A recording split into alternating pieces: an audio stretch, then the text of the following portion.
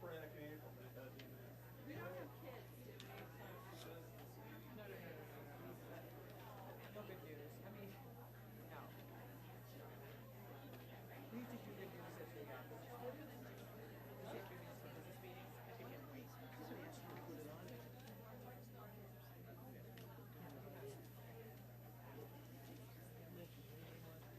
Yeah, we do. This is a great model. You need to take a board. Right? So do I. Maybe I'll choose my name.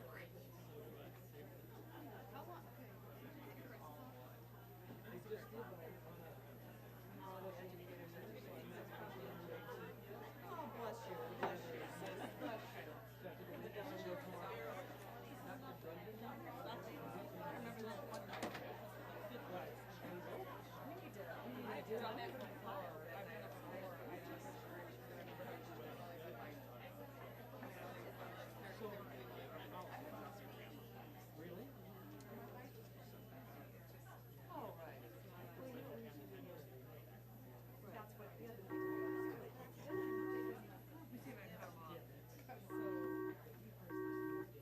Hello, Michael.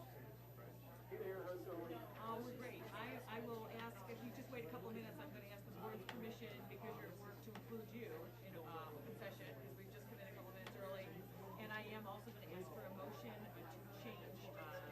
We are going to move public comment up. We have about 20 people here. We're going to move public comment such that it will be right after, Dan will do his report. The superintendent staff report tonight is on this matter, so we're going to do that in the public comment. So people can get the clarifications and then ask whatever questions they want to ask. Okay, so bear with us just another 30 seconds, but I'm happy you're timely. Okay.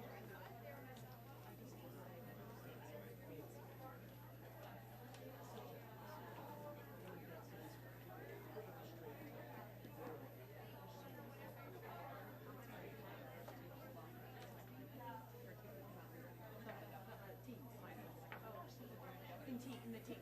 No, teens. Oh, no, we had high school. We had a panel. Yeah, no. There you go. Number 30 seconds. Terry. Oh, you're here. Congratulations. I am so proud of you. It's going to a stream school. Roger.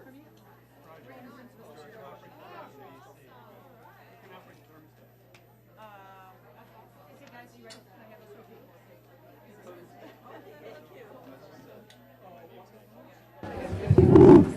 Good evening. Good evening, everyone. Good evening. Thank you for coming to our meeting, the 7th of April this evening. I have two matters of organizational business for the board for a second, so if you can bear with us just a moment. We have one board member that for reasons he can call in and be a part of our board and be a part of our votes. He is on business, and that's Mike Yench, who's on the phone. And if I can ask if everyone on the board is okay with him participating in the meeting he is excused for an approved reason. Yes. Everyone's okay with that? Okay. Great. The second. Okay, great. So since 5 p.m. this evening, the board has been in closed session for purposes of appointment, employment, compensation, discipline, performance, or dismissal of specific employees of the district, collective negotiating matters between the district and its employees, sale or purchase of securities, investments, or investment contracts, setting of a price or sale of lease of property owned by the district, litigation when an action against, affecting, or on behalf of a particular district has been filed or is pending before a court or administrative tribunal, student disciplinary matters, and finally, discussion of lawfully closed meeting minutes. So with that, I would like to entertain a motion to come out of closed session into open session. So moved. We have a motion and a second. All in favor? Aye. Any opposed? No. Great. Motion carries. And with that, I would like to welcome all of you once again to our meeting this evening and our mission, which is all important to everyone in the room and the people on the World Wide Web, is to educate students to be self-directed learners, collaborative workers, complex thinkers, quality producers, and community contributors. And with that, I will ask Ms. Dvorak for a roll call, please. Board members present: Jackie Romberg, Terry Fielden, Susan Price, Donna Wanke, Kristen Fitzgerald, and Mike Yench via phone. Also, Student Ambassador Austin Hanson. Great. And good news this evening, our student ambassador was accepted into his dream school, and I would love to give him a rousing round of applause. Thank you very much. Our two high school representatives, Stephen, who could not be here this evening, in Austin, do a remarkable job. Twice a month they come and fill us in on everything going on at the high school and really can give us, we have questions for them, and they help and participate in our meetings, and they have questions for us and for staff. So it works out really well. And the next, I mentioned that we had two administrative things, bringing Mike Yench online, and the second administrative matter I'd like to talk about. I have 10 people that would like to speak this evening, and they're all on the same topic of instructional assistance of the district. So I would like to ask the board for a motion to move the superintendent's staff report regarding this before public comment, and then there might be some clarifications, because we have not heard this report ourselves. Listen to that, and then you're welcome to still ask any kind of questions you might have, but that clarification might help a number of people. So I might ask for a motion, please. I move that we adjust the agenda as recommended. Second. So we have a motion and a second. All in favor? Aye. Any opposed? Great. Thank you, Mike. Okie doke. So I will ask our superintendent to do 6.02 first, superintendent staff school report. Great, thank you. I'd like to begin with just a comment about communication. So as a community, you've come to expect a certain level of communication and engagement from this administration. Improved communication and opportunities for two-way communication is one of our goals and will be a focus that will... I'm sorry. Must have lost Mr. Yench. Michael? Sorry, lost for a second. So improved communication and opportunities for two-way communication is one of our goals and will be a focus that will drive the strategic blueprint that emerges as a result of Future Focus 203. We're working on how we communicate in many ways we are better at it. However, it's clear to me that we missed the target on communicating with all our stakeholders appropriately in regard to our recommendation for learning support. The reality is we were concerned about ensuring communication with our staff members impacted by this recommendation, and the staff in our buildings was done first and done by our district administration in cooperation with their association, that we did not communicate well with other stakeholders. Additionally, the time frame for communicating leading into a vacation was not ideal and created a sense of mistrust among some. Please know that that was not our intent, but pausing and stepping back, we realized that for some it may have communicated a message that would suggest we do not value our community's input, when in fact it is encouraged. The administration's recommendation to the Board of Education has not changed. We will be sharing with the Board of Education right now. However, I have recommended to the Board of Education that they not act on this recommendation tonight. Tonight will be an opportunity to present an overview of our recommendation and discuss it openly with our board members. I know they have questions for us that we'll answer for them tonight or at our next board meeting. Our intent at this time, based on this discussion, is for the board to consider action at the April 21 Board of Education meeting. This will allow our board to consider our recommendation following our normal procedure of at least one meeting for information and input prior to acting. So if it's okay with the board, staff and I will go ahead and begin. Okay. So we'll stay on this slide. We'll stay on the first slide for a minute, please. So our goal is for all students to learn the content, skills, and concepts in our curriculum through whole group and small group instruction. We want our students to be challenged and at all times, and we want them to have multiple levels of support when learning becomes more difficult. To that end, we need a system of support that surrounds our students, a system where teachers and teaching assistants can respond to students' learning needs using our carefully developed curriculums and collaboratively monitor students' progress and next steps. For years, Naperville 203 has provided additional programs like LEAP and enrichment that support students. These programs were staffed by outstanding teaching assistants. The curriculum activities were well thought out and planned to deliver the goals of the program. Those assistants will continue to be a valuable part of the success of our new model. Throughout Future Focus, you have heard me say, and the data we have provided has supported it. Who we are is changing, and what we do in our classrooms is changing. With those changes, it's time for us to make a shift. And that shift is a move from providing enrichment activities or interventions as separate programs outside of the classroom to providing them as a part of the curriculum inside the classrooms.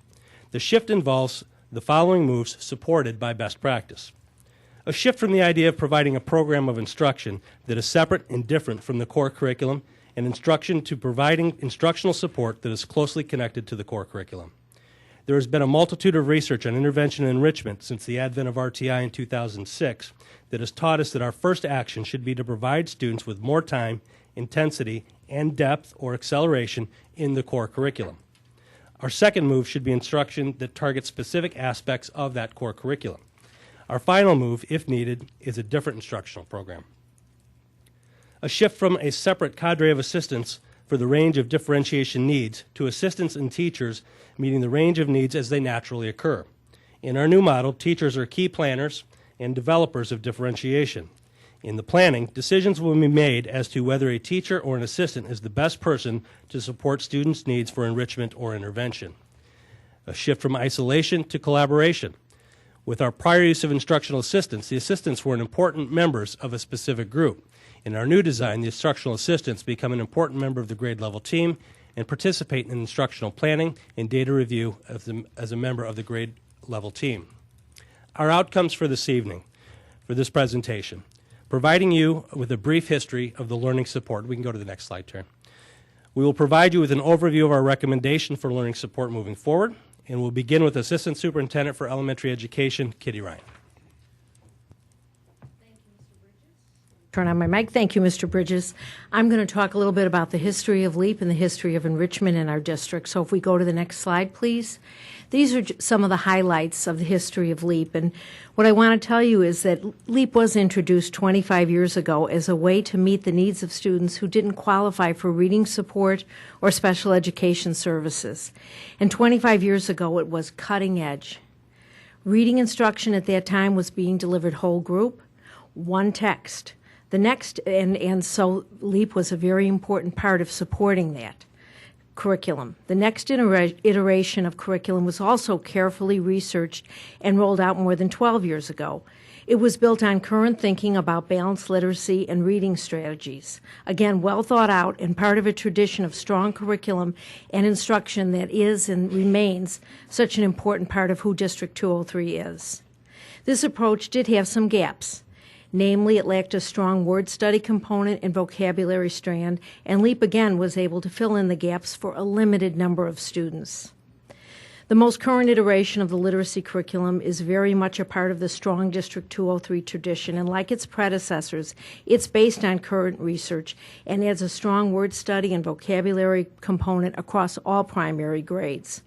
Professional learning supports this new curriculum and allows teachers to build on their already skilled instructional practice in reading foundations and language.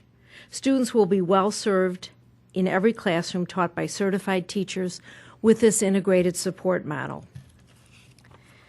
Some of the challenges that we find that we're trying to address with this change is that LEAP currently removes students from important core curriculum instruction. It lacks alignment with the new curriculum and resources. It removes students from direct supervision. We do lose instructional time in transition. It has a narrow focus that limits opportunities for fluid support. Very small groups of students receive this service, and it doesn't serve our most at-risk students in most cases. It's important to note here that the LEAP model calls for up to 35 minutes of one-on-one instruction and 35 minutes of assistant planning time. This translates to about three students being served by each assistant, with the rest of their time being used for planning. The new model calls for these same dedicated assistants to be part of a learning environment for 5 hours a day, prepared and very able to work with students when and where necessary. In short, the new model has assistants working with students for a great deal more time with students than they presently do. The other thing I want to highlight is that transition piece. Transitioning a first grader in and out of a classroom, even with the skilled assistance of this wonderful staff, is tough. And to bring that first grader who's looking for every excuse to stop for a drink of water, maybe use the washroom, look at a few pictures as they come down the hallway, and get back into that classroom seamlessly and reintegrating into instruction is tough. So by keeping the children in the classroom, that helps with that. Can I just ask the audience to be quiet while our speaker speaks, please? Thank you so much. Thanks. We're going to talk now, that was LEAP. We're going to talk a little bit about the history of enrichment. One thing that's important to know is that enrichment is something that happens in a classroom that happened before the enrichment assistant was added and continues to happen as teachers provide students with assignments that extend or broaden their learning as a means to accommodate the developmental ranges that always exist in a classroom and to build on the natural interests that students have. The enrichment assistant was added in 1997 to support those very same opportunities. While originally intended for K-3, assistants began working with 4 or 5 students over time, and in the 2010 review, they were formally approved for working with those grade levels. Currently, schools have 1 assistant assigned to the entire school. Assistants dedicated to a particular grade level will provide more support for extension, deeper reading, and research in all subjects than currently available. Some of the challenges that we have with enrichment are inconsistent applications. So there are differences from building to building on how those enrichment assistants are used. 1 assistant is assigned to support that whole building. It could be as many as 600 students or more. It does remove students from important core curriculum and instruction. And assignments and experiences at times can be unrelated to those classroom targets. The recommended model will help teachers provide real-time experiences with core curriculum, branching out to related topics of studies, and provide more, not less, opportunities for self-directed learning and inquiry-based learning.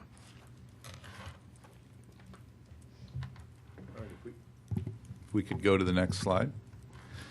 I'm going to talk a little bit about school improvement in the context for this recommendation. Mr. Bridges and board members, what you see before you are basically a framework that we use in the administrative team for making decisions in the schools around school improvement. And it's the result of the work of Dr. Joseph Murphy, a national leader in research on educational leadership and closing the achievement gap.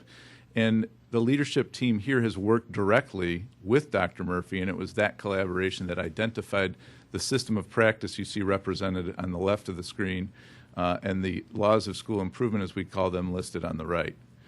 Dr. Murphy believes that these are essential to effective school leadership. He's published on this fact, resulting in that the results of using this framework for decision making does result in greater student achievement.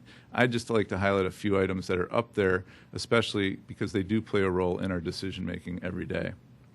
By moving our trained assistants into the classroom with the teacher, more students more often will have access to a trained professional who can guarantee their contact with that rigorous curriculum we have recently put in place. Likewise, our proposed change will result in more, not less, high-quality instruction because of the way the current programs are structured compared to the way the new program will be structured. Ultimately, students in the proposed model will experience more contact hours with our trained assistant or highly qualified teacher than under our current pull-out models. Additionally, at the heart of the system of practice is collaboration, as you can see there on the left. And that will greatly increase now that the classroom assistant will be part of a team of teachers and will be able to collaborate with them on a regular, daily, hourly basis, bringing to professional conversations that assistant's expertise and knowledge of the students as they spend time with them in the classroom. On the right is what Dr. Murphy's identified for us as the laws of school improvement. I will highlight just a few aspects of these that we believe are being achieved through this proposed change. Most important is the idea of integrated efforts. Okay? Rather than a standalone program or a separate activity, the collaboration I spoke of will result in support or enrichment that is integrated directly into what a student is experiencing with the curriculum and instruction that day in the classroom. In terms of those students who especially need support, the finding that prevention trumps remediation, or early trumps later, will be well-founded in our new model. From day one, we will have trained assistants in the classroom working with students and helping to assess where they are in terms of their learning. And as the teacher and assistant recognize through formative assessment what a student's needs are at a given moment in their learning, that need can be addressed before learning stagnates. Ultimately, because of the improved collaboration between the assistant and the team of teachers at a grade level, how the team meets the student's needs can be molded and shaped to the shared environment of the classroom for any particular student. The current model separates kids from that environment and therefore cannot take that context into full consideration. And finally, there is research out there that recognizes that our proposed model is a better way forward. I'll cite just a few. A panel sponsored by the U.S. Department of Education started by reviewing more than 100,000 studies of reading, narrowing down those to conduct a meta-analysis on just the most rigorous reading studies. From doing this meta-analysis, one of their conclusions was that small group instruction is more effective in helping your student acquire phonemic awareness and learn to read, largely, and I continue the quote, because children often benefit from listening to their classmates respond and receive feedback from the teacher. Additionally, a subsequent report conducted in Florida indicates that schools which effectively improve reading work to support regular opportunities for small group reading, instruction, and collaboration among teachers and assistants.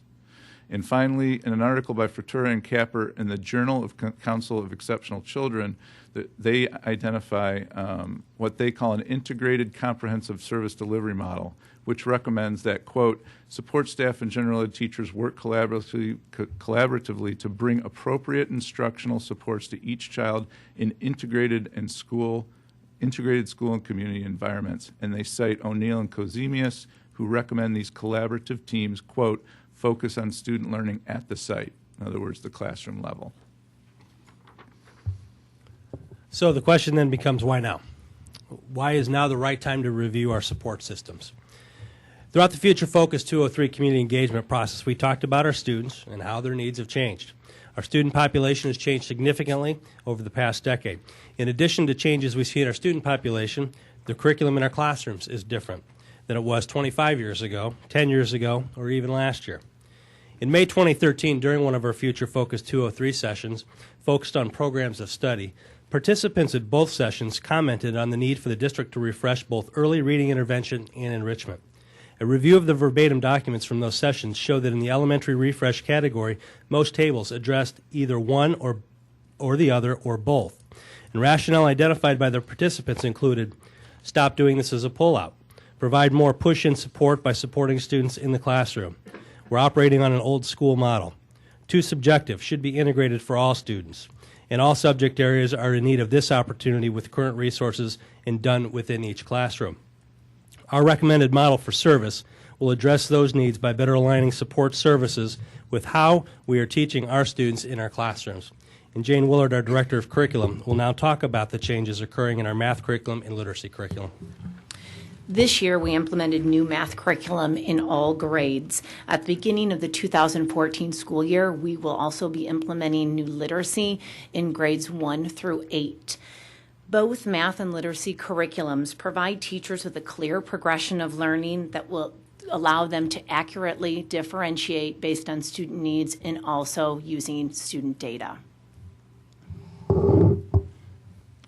Additionally, some other observations that are highlighted up there on the slide. You know, a lot of folks, and I comment on this because I've been lucky enough to visit over 100 classrooms so far this year at the elementary level, and I'm always inspired by the fact that, you know, classroom instruction no longer takes place with the students in the desks in the rows all looking at the front of the room. In fact, that would be by far the exception to what I've seen. That would be the exception compared to what I've seen this year. Additionally, technology has played a huge role in our ability to take learning to kids and to differentiate our instruction, and not even a little bit in math and literacy, especially in math and literacy.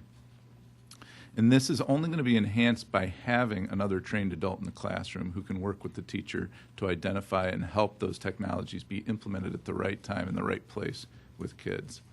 And with our new curriculum, as they are integrated with other subject matters, the ability to support or enrich students' learning in those other subject areas will be doubly important. The model we are proposing will enhance our ability to help students in social studies and science, particularly in addition to literacy and math. And an added aspect of our current reality, which I think Ms. Willard mentioned, compared to when our existing models began, is the role of data in assessing where a student is in his or her learning. Our teachers are growing more and more adept at using formative assessment data and benchmark data to identify where students need help or where they are ready for enrichment.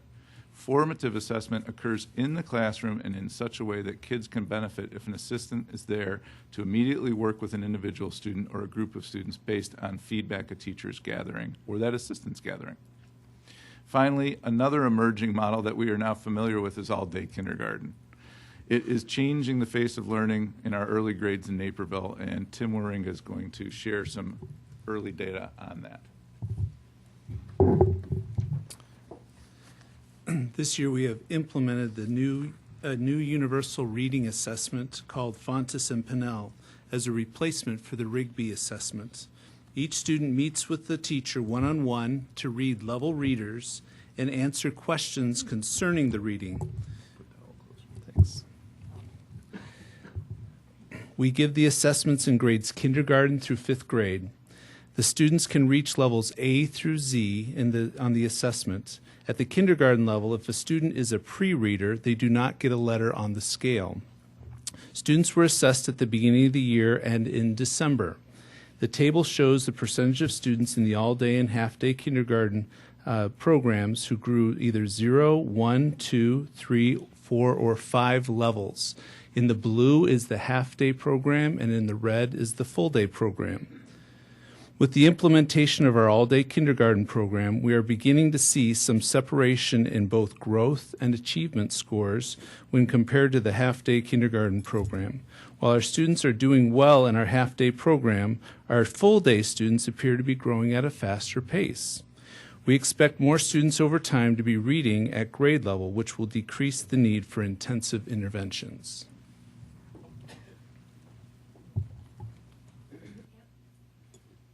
Turn on my mic again. Next, I want to introduce 2 principals in our district who have seen the changes coming forth from the new model and have done some innovative work in their school that we're seeing replicated in many of our schools. Julie Beeler's here with us from Naper Elementary School. Julie was a student in our district. She was a teacher, and now she's an administrator, as I said, at Naper. And Sue Salness has a similar history, being student, teacher, and now principal in our district. Both Julie and Sue were there when LEAP started. They were also there when enrichment started, and so they've really seen it all. Not to refer to your age, ladies. I don't mean that. Hope I didn't overspeak there. But anyway, I'm going to turn the microphones over to them, and I'd like them to talk. What does this look like in their classrooms today? What's a typical day like, and what kinds of innovations are you seeing or changes? Okay. Thank you, Kitty. I had the pleasure of presenting to the board a few weeks ago about Ranch View and their SIP plan and some of the things that we've been working on for the past several years. And as part of that presentation, I talked about the responsive teaching model and the co-teaching model that we've been working on at Ranch View and have seen come to full integration this year, using not only certified staff such as our LBS teachers, our ELL teachers, our reading support teachers, but also our enrichment assistants, our reading assistants, and all other support staff within the building to co-plan and co-teach with our grade level teams. So we have assigned those people to grade levels to be part of the instructional team so that they can support something that we've been working on as well called the data review cycle. And I believe Tim spoke a little bit about that, using formative assessment in the classroom on a continual basis, asking teachers to come together to look at their data, to, after a piece of instruction has been delivered, talk about the students who have not achieved where they need to be achieving, meet with a group of people, a group of educators, including, again, as I said, the certified staff and the non-certified staff who are assigned to that grade level, to provide and plan and co-teach interventions to meet the needs of those students. And so we have found it to be very successful in moving our students forward. We not only have cycle data that we take every 6 weeks, but we also have performance series data that shows that our reading scores are increasing because of this type of intervention. So it's a model that we're used to at Ranch View. It's something that all schools are working towards because they know that a co-teaching model is best practice. Our teachers are very happy with it. Our assistants are very happy with the program because they feel as though they are an integral part of the planning and the teaching and the collaboration that happens in the building. And then our students benefit from having all of those professionals working together to plan, to teach, to collaborate, and to deliver that instruction. So it's been very successful at Ranchview this year. We don't see it as a big change in our building in moving the roles to a different shift. We see it as an opportunity for our students. And I'll follow a little bit with what Sue had talked about. At NAPER, we're doing some very similar things. We're finding the outstanding benefits of that collaborative piece and that idea of putting more heads together to continually solve puzzles and problems and questions as we work with children. Our curriculum, as you've heard, is changing and evolving, and it's really an exciting time to be in education. We are so much more responsive to the individual children than we ever have been. Each individual child's needs are looked at very differently. I think back to when Sue and I were in the classroom, and we would teach our reading classes, and then at the end of the week or the end of the unit, we would do the test, and we'd find out where everybody is. It's so different now. Our kids who are in school right now are receiving such rich instruction because our teachers are highly tuned into the integral steps of learning and the different pieces of how does reading unfold. If a child is at this point in reading, what's the next step? And to have an additional person in the classroom to share those observations, to share those minute details that help us design and inform instruction minute by minute, not just at the end of the week, are really exciting things to be thinking about. Because we're doing those things and we're finding the benefits of having two brains in the classroom to really help guide the instruction along with the 24 little brains that we're leading. And we have had the experience at NAPER this year of not having that enrichment assistant in our building. It was a position we did not have at NAPER this year. And when we first talked about what that would look like at NAPER, we had the very real responses of, oh my goodness, how are we going to meet the needs of all of the children? How are we going to make sure that we're continually passionate about reaching those children who need to be moving forward at a fast rate, like the children that we're putting some of the interventions in that are needing more intense interventions, that are struggling. And what we found after doing this for a year is we're finding that we're really very proud of what we're doing. I spoke to several teachers today just anticipating our conversation this evening, and I had a kindergarten teacher say, I feel like I'm doing a much better job really enriching all of my children. I've got structures in place that I'm able to respond to them right at the moment. I had a second grade teacher say to me, oh my goodness, I feel like I can talk to my parents much more specifically about the things I'm doing to help their children. I feel like everything I'm doing is much more integrated with our goals and our connections.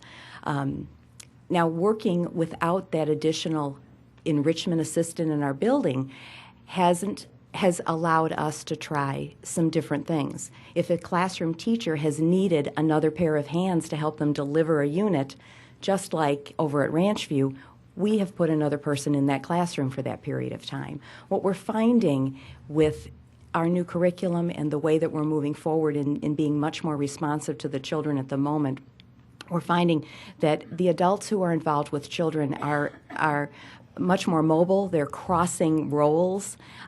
Just as Sue described, everybody at Ranchview is there for all of the children. We're doing that at NAPER too. If we need another set of hands in a second grade classroom for a certain period, it might be the reading assistant that will go in, and maybe she'll be delivering some LEAP-like strategies or some LEAP strategies to a certain group of children. It might mean that we have a really exciting unit to do in math, and the Learning Center director is going to go up and take a group while the classroom teacher takes another group.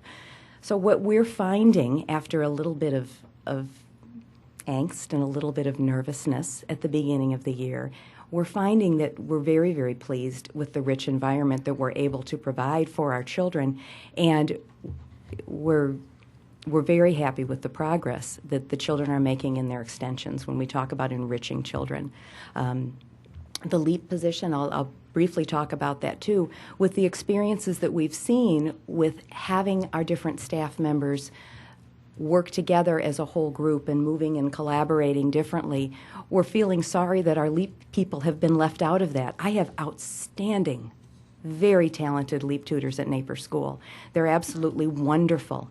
And the idea of having them in the classroom providing that in-time instruction for our children is something we're very excited for. So, I'd like to piggyback off of that as well, because I actually was part of the original pilot for LEAP about 30 years ago with Roberta Buell, who brought that to the district at Riverwood School. And it's near and dear to my heart, the program is. But I understand and I realize that, as all programs have done, the LEAP program needs to evolve as well. And I hope and I look forward to, as Julie said, including our LEAP assistants in our team model so that their expertise can be used to meet a variety of students. And we can expand kind of the format that they've been using for the past several years that has been very successful. But I do see their role evolving, and I think our classroom teachers can learn from them as well as they can learn from our classroom teachers so that everyone can be enriched in providing the best instructional strategies. So that's what I look forward to as we morph the program that's very near and dear to my heart. Thanks, Julie and Sue. Kane? If we go to the last slide. So, Mr. Bridges and board members and audience members, our recommendation is to adopt a practice in our classrooms that does provide greater support and enrichment for all subject areas and all learners. We look forward to the collaboration with our existing highly trained and skilled assistants in making this recommendation a success. The new model will provide curriculum instruction through the teacher with instructional assistants assigned to K2 grade levels. 2 section and 3 section schools will receive 1 assistant per grade level. 4 section and higher schools will receive 2 assistants per grade level.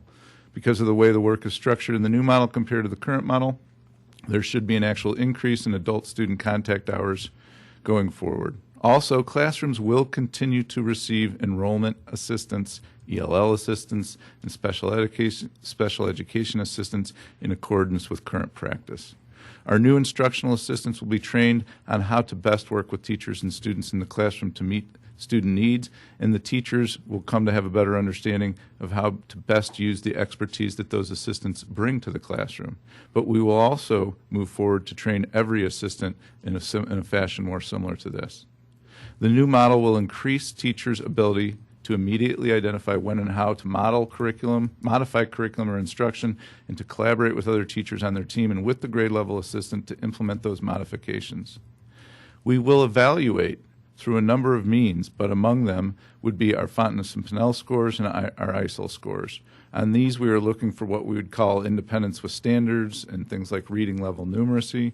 For those students who need advanced learning opportunities, the model should provide opportunities to develop abstract thinking, complexity, depth. For those students needing intervention, the model should provide additional time, intensity, and acceleration to become independent with reading, writing, and numbers and operations.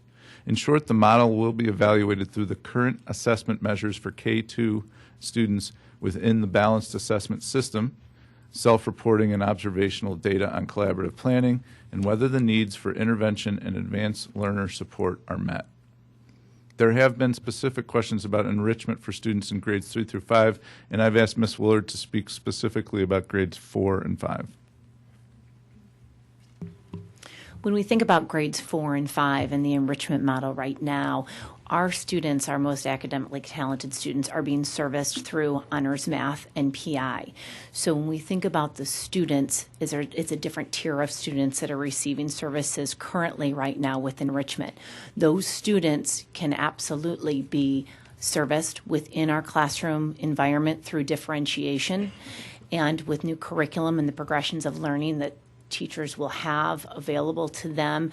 They will be able to modify curriculum activities to meet the needs and enrich those students.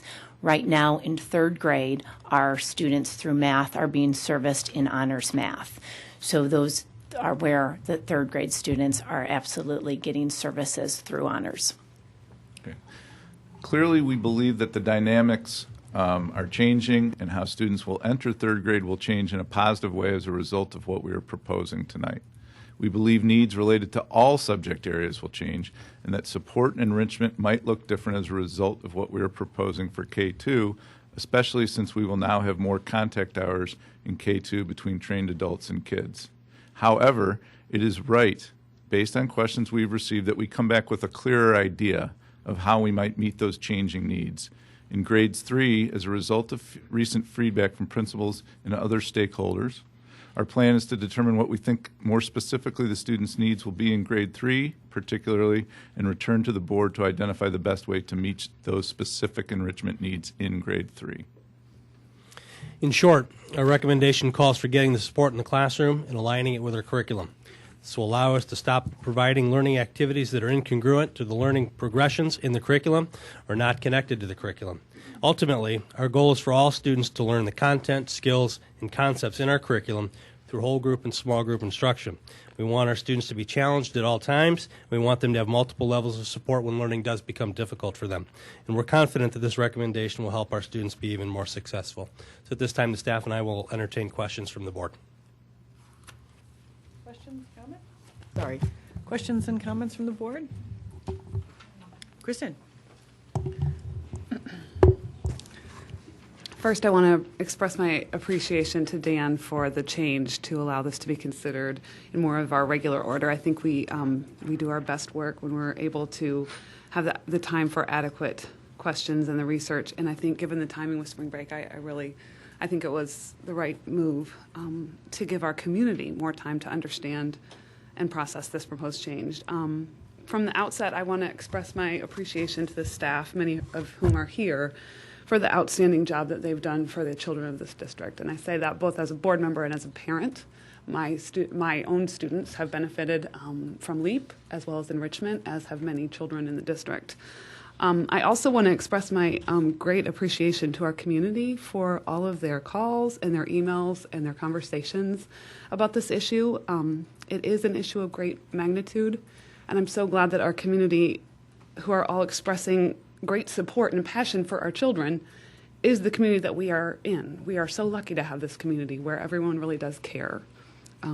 We're embracing the support of all our learners, and I think that's really wonderful to see.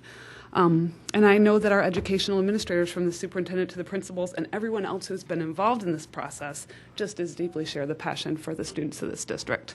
And they seek to support them and build them up as much as they can. It's what has brought every person to this table, into this room. I really appreciate all the new information that was included in this presentation. I do have some questions, and I appreciate the time to ask them, and I don't want to take up too much time. I know everybody else has lots of questions, but I have some questions. And I want to tell you, community, I have all the emails printed here, and I'm going to do my best to ask some of the questions that we've received, because I think this is the appropriate time to be able to do that, and I really appreciate that chance. So some of it I'll just clarify, because much of the information that was in the presentation was helpful in answering this question. You talked a little bit, Kitty, about the 3.5 hours in the policy that the board has. And so my question would be, how would you envision the new system, and how would the hours compute there? Well, I think it's important to note that that is the I got that, the planning and the other, I got right. that. So the policy, this is a regulation or how the policy would be implemented that sits behind the policy. Mm-hmm. And it does state 3.5 hours per classroom, but in fact, it's based on caseload. So a LEAP assistant or a LEAP tutor rather has a particular caseload rather than being necessarily assigned to a particular classroom. Okay, and as I said in my remarks, the LEAP tutor will work with a student for half of the time and then will work to plan for that student for the other. See in the new model, the enrichment time and the support time in the individual first grade classroom, just to use them as an example, since that's what the policy pertains at, would be about what? Well, the instructional assistant that we're speaking of would be assigned for 5 hours a day. Right. Not including lunch. They'd get their half an hour for lunch. So if you had a 4-section grade level, you'd have 2 5-hour assistants or 10 hours of instructional support ready for those children. Okay, so 10 hours for the grade. Right, in a 4-section grade. All right, I got that. Yeah. Okay. Okay.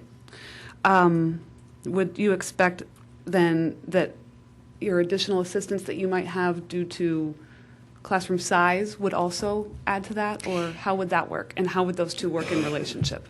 If a classroom's enrollment reached the level where we needed to add an enrollment assistant, that enrollment assistant would be added at that grade level. The plan is that it wouldn't exceed the number of sections for the total grade level. So if we had 2 assistants, instructional assistants assigned, we'd have 2 enrollment assistants assigned.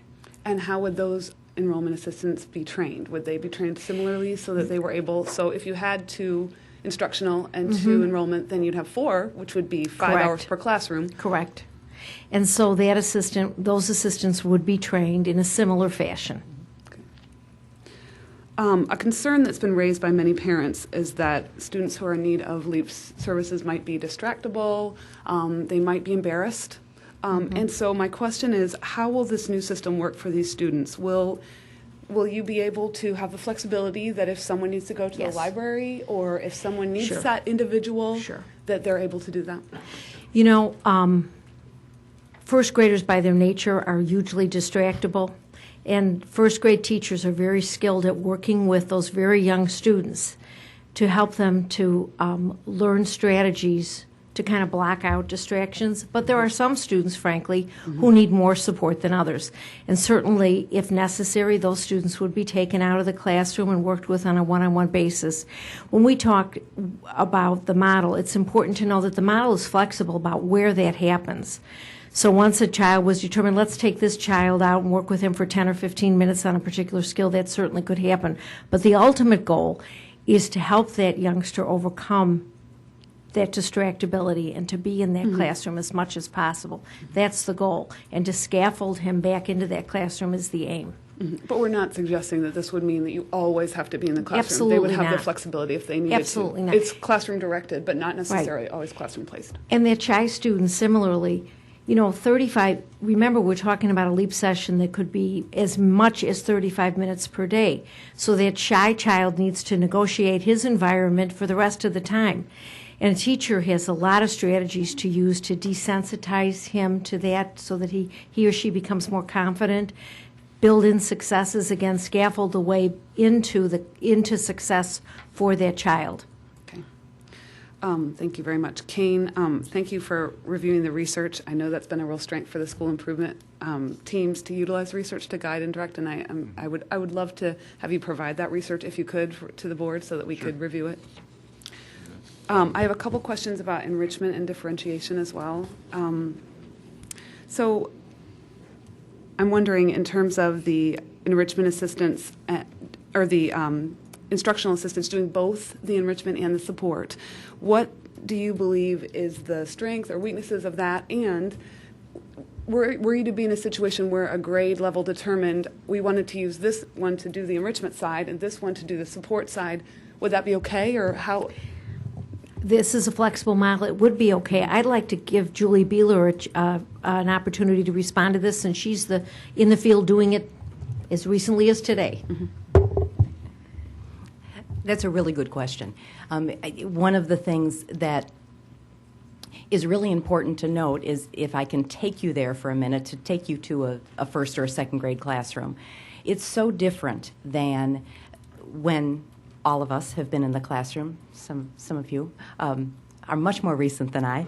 But what you will see in a classroom is, let's take a first grade classroom. You'll see a time where maybe 20 minutes where the whole group is on the floor listening to the teacher, having a lesson. Then they're going to be breaking into small groups. That might be a time when different support people come into the classroom. The teacher takes a group. The assistant would take a group. So your question as to how do they will they do be both of specialists? them? Yeah. Possibly, but typically not, because it's going to be based on who had what group yesterday. I'll talk a little bit about my kindergarten class that I was in today. The kindergarten teacher there has a time when the reading assistant comes in, the reading specialist comes in, our ELL teacher comes in, and she's in there. So there are 4 teachers in the classroom at the time. That's a half-hour time slot. She does a large group mini lesson for 10 minutes. These are kindergartners. And then they move into their groups. And she has 5 groups of children, and it's a flexible type of grouping, but typically there are 5. One group would be working on some reinforcement activities on an iPad at their seats, or they might be working on a collaborative game, working on their interpersonal social emotional goals. The classroom teacher would have a group. She might be taking that top group that are reading at a 2nd or 3rd or 4th grade level, because she hasn't seen them. She didn't have that group yesterday. And our reading assistant might be taking a group and working on some LEAP-like strategies because they really need that additional reinforcement. The reading specialist would have a group, and she's doing another guided reading lesson at that same time. And the ELL teacher might be working on some writing with the children. In 15 minutes, that would switch. The classroom teacher then would take another group, so she might take the group that has just come from working on some of those LEAP-like strategies and teach them a guided lesson to apply some of those strategies they've just learned. So in answer to your question, what would be logical and what is working logically now is when we have this model in place, the whole group does work as a team, and it's important for everyone in the group to really work with all of the children because it helps them know the children better. And it also allows them to bring more knowledge about that individual child when they put their heads together. The differentiation model I have seen working, and it's really great to see that. I don't have to tell that to you. But I know that many of our schools are doing different things with regard to differentiation. So you talked a little bit about Ranch View. You talked about Napier, and I know there's different things going on at different schools throughout their district, that many of which are working to differentiate the different levels. And for example, the schools that are breaking into little blocks and having one teacher do this, and working on grade level strategies. Have all of our teachers been trained in this? How will they know about these things? Are we trying to implement those things in the rest of our schools in our district so that we are able to, see these successful strategies really be utilized, particularly looking at groups like 3rd, 4th, and 5th, where you're going to have a little bit less of that support were this to go through? Kane's going to start, and then I'll... Yeah, let me pick up on that because I did have it in my notes. This year, as of right now, we have 7 of the elementary schools have already put the indicator for improvement. Remember, they choose an indicator towards which they move for improvement.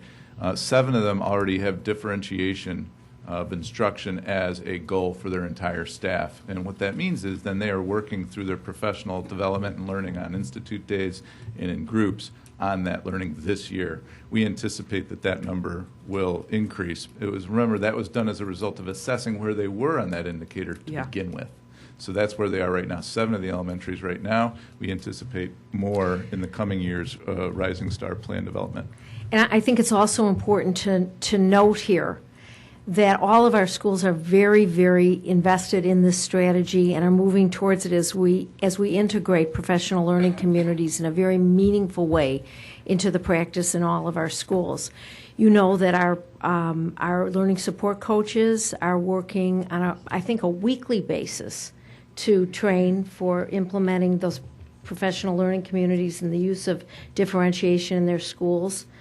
They are also working directly with Cindy Harrison, who's been brought in as a consultant around that strategy. The professional learning community is really a foundational piece to that differentiation because it talks about using data immediately to understand the needs of the learners. So certainly this is, while some schools are a little farther along, all schools are definitely on this path.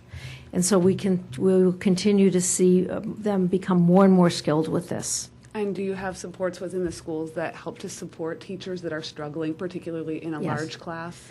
Yes, our learning support coaches are there for that very reason. We didn't have those before. Kristen, I'm going to ask. Yeah, sorry, I have tons of questions. Yes, go right ahead, sorry. And then we can come back. I want everyone's questions answered, but I want to try to be respectful of the other board members and their questions too. Somebody else? Sure. Did you want to ask them? Thank you, Kristen, because you covered a lot of the questions that I had too. And thank you for Dan and the executive board for moving this so that we had time to think and process more. And again, thank you to the community for all your feedback. So I think what I heard, I just want to make sure, because I'm much more of a numbers person, that even though we're decreasing in staff numbers, the total student contact is going to increase because the staff that we have, I'm just making sure I understand. Currently, they're 3.5 hours. They're going to, the new positions will be 5 hours, and so we'll have more contact with students. Is that how I'm understanding it? 3.75. Some staff are there more. Some staff are there 3.75 hours, but not using all their time with students. Okay. So we have a varied degree of support for students across the different positions. Okay. But Yeah, just to clarify, Yeah. the LEAP assistants are the 3.75. The other assistants are 5, I believe, or a little bit more. yeah, 5 5.75. Okay, or a little bit more, correct? Yeah. When we aggregate all those and break it down, and then we look at the new model and break it down, and I wrote, it's very kind of crude terms, right? We're adding it up, but there would be more student contact hours under the new model. with the For the assistants. next meeting, before we vote on this, can we have like that more visual for Sure. me? Thanks. We'll work it to refine it a little bit more and clear it Okay. up, too.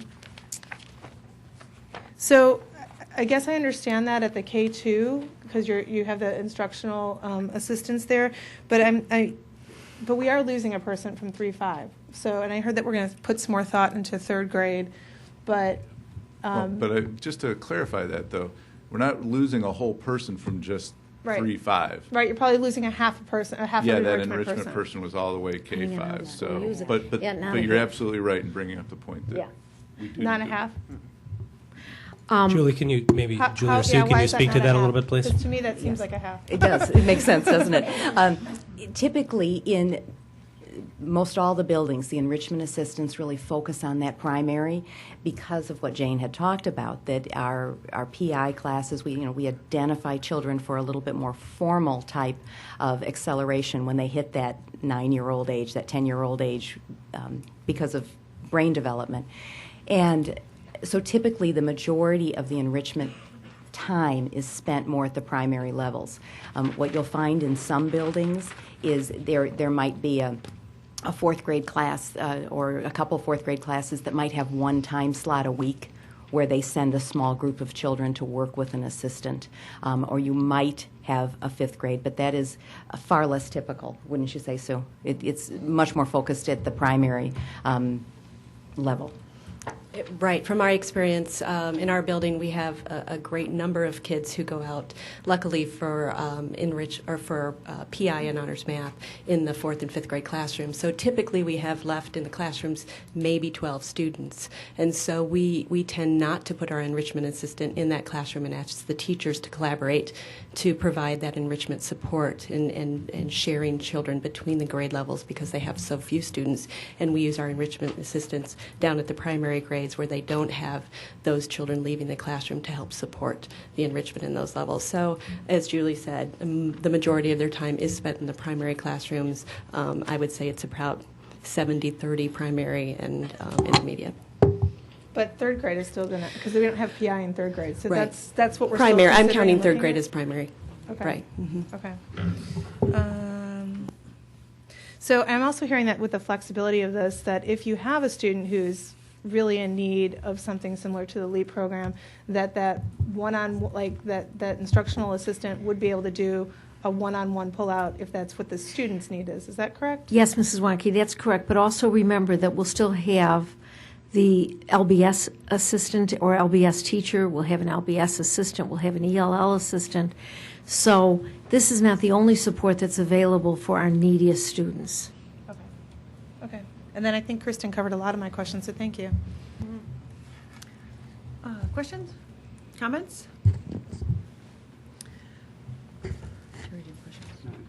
I'm sorry.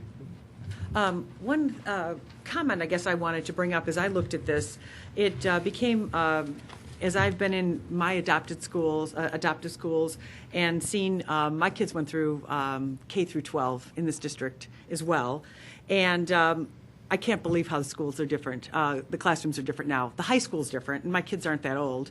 They're still fully funded by their parents, so you can imagine they're not that old. College age, but I really, I believe the model looks different for many, many reasons. One, teacher evaluations for teachers are going to be based on progress of students. So to my way of thinking, we've got to make the model centric to the classroom and to the students. And another thought I had comment, and I thought the presentation, if you have a chance to look at it online, the Ranch View presentation by Sue and her staff was outstanding. It was real time, what's happening in this teacher-centric model, and how it is truly moving the Ranch View herd ahead. It was wonderful dialogue. I learned a lot. And so thank you so much for that. And thank you just for you and Julie. Just thank you for telling us what's happening now, not what we all recalled when we were in school or when we helped in our students' schools, which we all did, or when we observed it at parent-teacher conferences. So thank you so much for that. Any other comments or questions right now? About the third grade. Sure. Kane, will you have the third grade back next board meeting then? Okay. Okay. I will have that done. Great. And I would like to say, I know there was a little bit of confusion about this, and maybe either Kane or superintendent can speak to it. If we are, and I'm going to look at this from a business approach because it's the only thing I know, if we are looking at differentiating education, we have to look at enrichment. How do we not look at enrichment? If you look at sport, you have to look at the other side of the bell-shaped curve. So I'm asking both of you, if we are making the commitment to those that need the supports, are we also truly making the commitment to enrichment? Yes, absolutely. And as I said, in the end, we'll come back with specifics on grade 3. Great. It's just important to note, enrichment can look different in different ways in different places. But Well, yes, we are committed to that. And I understand, I remembered and know what it looks like. You might have 4 or 5 children that come out for once a week in 3rd grade or in 4th grade, and it might be a science, something on science that might not directly correlate. I get that. And I believe and I am supportive that things change. And I will say this, what if, as much as we love the LEAP program, as our principals have talked about, and as cherished as that is in our district, what if that Board of Education wasn't open-minded to have allowed that program to come in? We need to open our eyes and trust the educators that are in these classrooms, and see how education looks differently. So, my 2 cents. Thank you to all the staff for all of your help with the questions, and as I always do, we'll continue to contact you with additional questions, and as our community brings them forward, and as they come forward. We will be talking about this again at our next meeting and hopefully voting on it at our next meeting. And again, if I can just echo, we can always be better communication. There's no way. It's always a place you can improve. But truly understand, and I know our superintendent took the hit for this communication. I believe this staff was so cautious of that employee group. It's very hard to get information out effectively and protect employees. And that doesn't mean that's why we're where we are now and we're putting off the vote and getting everyone's additional comments. But understand, I think that you can have a plan, and there was a timeline in place, and it doesn't always work according exactly how you would like it to work. But what I find is very interesting. We have we have parents, of course. We have teachers, we have administrators, and we have the bargaining group, the union group, that have all been a part of this process, a collaborative part of this process of how we take these educational or instructional assistants that we find to be very, very important, but we need to use them in a different way. So it's not that we don't need them. We desperately need them, but we need them in a different way. So with that, I will move on to public comment, which are our board, my colleagues were willing to move around. And if I can just reiterate the rules of public comment, if you are speaking as an individual, you have 3 minutes to speak, or if you're speaking as a group, you would have 5 minutes. I will go in the order I have here. If your questions have been answered, or you want to ask your questions or your follow-up questions in a different way, great. Just let me know you want to take a pass, and we're welcome. We're here to listen to you. And the first person I have, I'm sorry. Oh, I'm sorry. When you come up here, you'll see 2 blue lights, or push the button down for 2 blue lights, and we need you to mention your name and your address. Is that what you're pointing to? Yeah. Okay, great. First person I have is representing a group of retired LEAP tutors, so you would have 5 minutes to speak. Winnie Jones, please.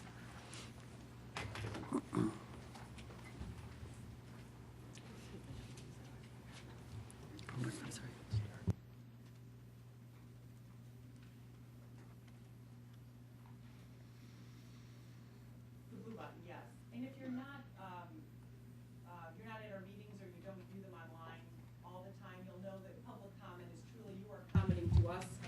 This is not a dialogue where we're going to comment back, but we will take everything you've said very seriously. Thank you. Ms. Jones, I'd only suggest that you put it right in front of you so that they pick it up. Thank you. Thank you. I'm not accustomed to doing this, so I apologize. First off, I want to say a heartfelt thank you to all the members of the board who have volunteered your time to serve. You've taken on a huge responsibility, obviously a weighty one, responsible for maintaining and improving the system that educates our children. I come before you tonight as a parent of former 203 students, a grandparent of current and future 203 students, a retired Project LEAP tutor, and a 30-year resident of Naperville. The recent announcement by the administration of the plan to replace Project LEAP with the new learning support model is the reason I'm here tonight. Briefly, as Kitty Ryan mentioned, Project LEAP began slowly in 1989 at the direction of the board by Riverwood's reading specialist, Roberta Buell, at one school, Riverwoods, under the direction of a leading university reading expert. Subsequently, the board then gave their approval to proceed with a 1-year pilot in 3 schools, followed the next year by implementation in all 14 District 203 elementary schools. Throughout this careful, deliberative process, data was being collected and shared with administrators and the board to document the effectiveness of the Project LEAP model in helping our youngest struggling readers learn to read. I welcome the board's decision tonight to delay the vote on this proposal until your April 21st meeting. I'm hopeful that in the interim, the administration will continue to inform the board and the community as to the specifics of the proposal. I do have a few questions. One, why has a district pilot not been done? The beginning design of all Project LEAP refinements over the years have been research-based with the leading reading experts. I hope administration will provide more information regarding specific research guiding this better new learning support model. LEAP has always valued teacher input and feedback. What teachers have provided guidance for the design of this better model? A major contributing factor for the success of LEAP has been tutor support beyond the intensive initial training. What is the ongoing mentoring training plan for this new model? LEAP has always had well-defined goals, with a plan for measuring attainment of these goals. Have administrators provided the board with specific goals and a specific measurement plan for the new model? I'll end by asking, at a time when the rigors of the Common Core state standards will make reading even more challenging, are we giving up a time-tested and data-proven program in the hopes of something better? We don't hope that Project LEAP works. We know it works. I trust that all of you have heard from many interested community members who have provided abundant and detailed reasons for this change to be denied or at a minimum delayed until further study is done. On behalf of my grandchildren and all of the children in District 203, I respectfully ask that you slow down the process. And as you've already done, you've postponed the vote, and I thank you for that. Thank you also for the opportunity to speak before you tonight. Thank you very much. Our next speaker, please. Lori Sterling. And again, please state your name and address for the record, please. Thank you. Yes, it should just state, just make sure there's 2 illuminated blue buttons. They're there. You're good. Okay. You're good. Good evening. I believe I'm your favorite type of 203 resident, as I pay into the school system as a taxpayer but use no services. I also have a master's in education. My name is Lori Sterling. My sons went to Ranchview Kennedy and graduated from Naperville Central in 06 and 2010. I wanted to come and speak before the Board of Ed to share my family's positive experience with LEAP, my great disappointment in being canceled, and finally, I believe I'm sharing what I feel other families and teachers would say if they did not worry about retribution from the district. There are many issues at play here. However, I find it almost beyond belief that as a school district we would so soon be facing an issue that once again points to lack of transparency between the district administrators and the community at large. Was nothing learned from the debacle of the last superintendent? I respectfully submit that the timing of the announcement about the elimination of LEAP is both questionable and puts into question the administration's ability to conduct business in a manner that the community can trust. Is this how you show you have the students and faculty of 203's best interests as your goal? My oldest son made the kindergarten cutoff date by only 2 weeks. So since this is Naperville, there was plenty of people with opinions as to whether or not I should send him to school or hold him back a year. His father and I made the decision to send him to kindergarten according to the birthday cutoff date, and he thrived in a safe and nurturing kindergarten classroom where when he got to first grade, his teacher very quickly in the academic year recommended him for LEAP. As he was my firstborn, I was unsure what this meant. However, after the 6 weeks were over, I knew I wanted him to have access to more LEAP. His self-identification of being a good student followed him from the one-on-one reading intervention back into all aspects of the classroom. Fast forward, and he graduated from Central with a better than 4.0 GPA, attended the number 11 private college in the United States, where he graduated with honors in literature, is a Fulbright scholar, and just turned down Harvard for graduate school. Makes it hard to believe that early intervention of one-on-one is no longer a best practice. My second son was not offered the same opportunity, as his first grade teacher was referred to as a reading specialist. While he's on the cusp of college graduation, he's never developed a love for reading or literature. LEAP intervention supports the classroom curriculum, teaching decoding, summarizing, and the ability to read fluently, something he did not have access to. I've read everything on this change that has come from both the district via Talk 203 and has appeared in the Naperville Sun. I see no mention of support for this new model from the actual classroom teachers. However, the Daily Herald reported that the program is being piloted at Ranchview. If this is the case, why not share the data? Does the pilot show the students having difficulty with reading and now having an aide in the room are showing as much or more progress than LEAP students? If this is not the case or you don't have the data, would it not be prudent to gather it before ending a proven successful program? What will happen in a physically small classroom where there is a larger number of students that result in an extra aide being assigned to the classroom and a child with special needs that has an aide? And now let's introduce the instructional assistants? Sounds crowded and distracting.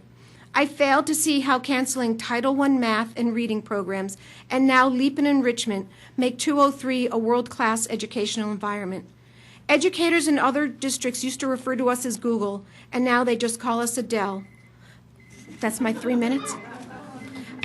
Finally, I would just like to say... You can finish your thought, Lauren. Go ahead. Okay. I realize no one will respond to what I'm saying this evening, but would appreciate it if in the near future someone would follow up with me and explain what determines when a policy, procedure, or program change requires a public vote by the Board of Ed versus a situation like this where administrators can make a decision of this magnitude with no public hearing, discussion, or input. And finally, the Socratic method is 2,500 years old and is still relevant. So is one-on-one reading with a young child. Thank you for your time and attention. Thank you so much. Thank you, Lori.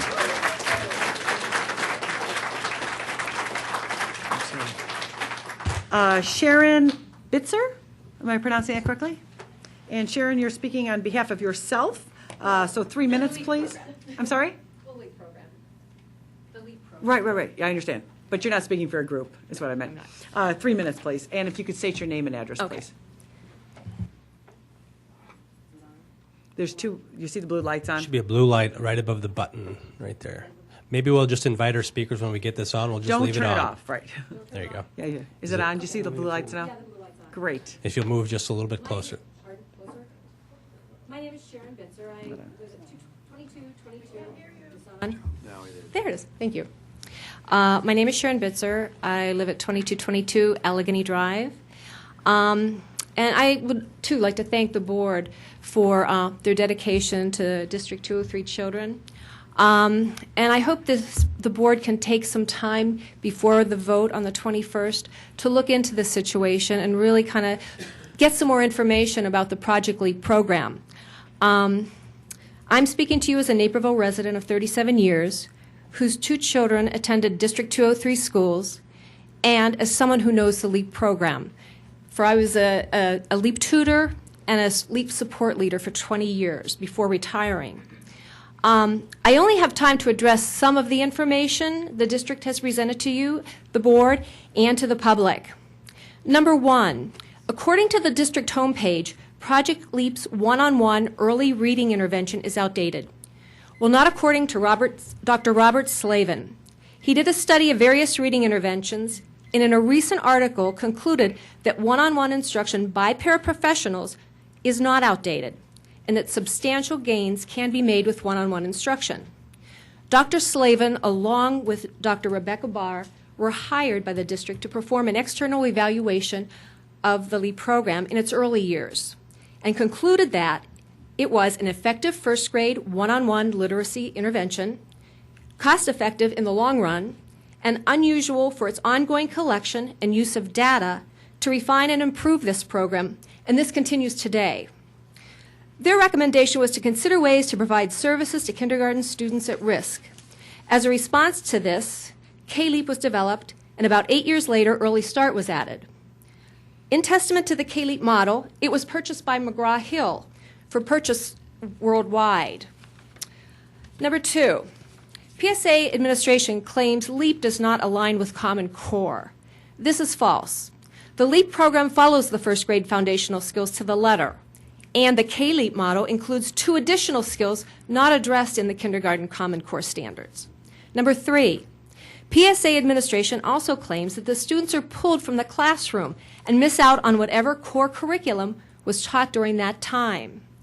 This is also false.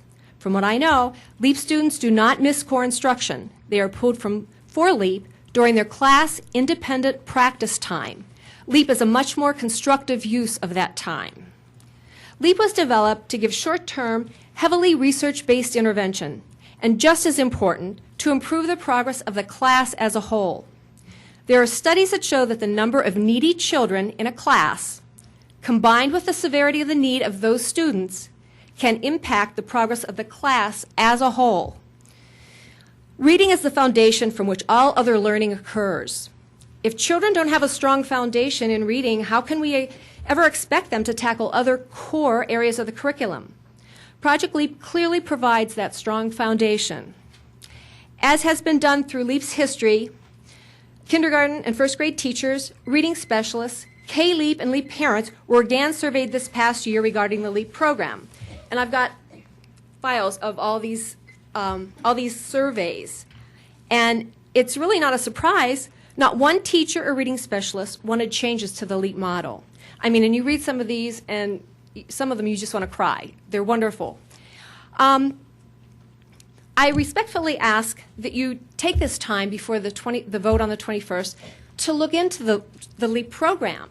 Call the coordinator. Find out about this program before eliminating it. Talk to her. See a LEAP session. I know they would just welcome you to come and see a LEAP session. It's a wonderful thing to see. The kids are so involved, and it's really a great thing to see. So talk to teachers. Talk to some of the parents. Talk to the reading specialists. I haven't really talked to anyone that really doesn't love and respect this program. So I would hope you would take this time to do that, and I thank you for your time. Thank you so much for your time. Thank you. Chris Rauscher would be the next speaker, please.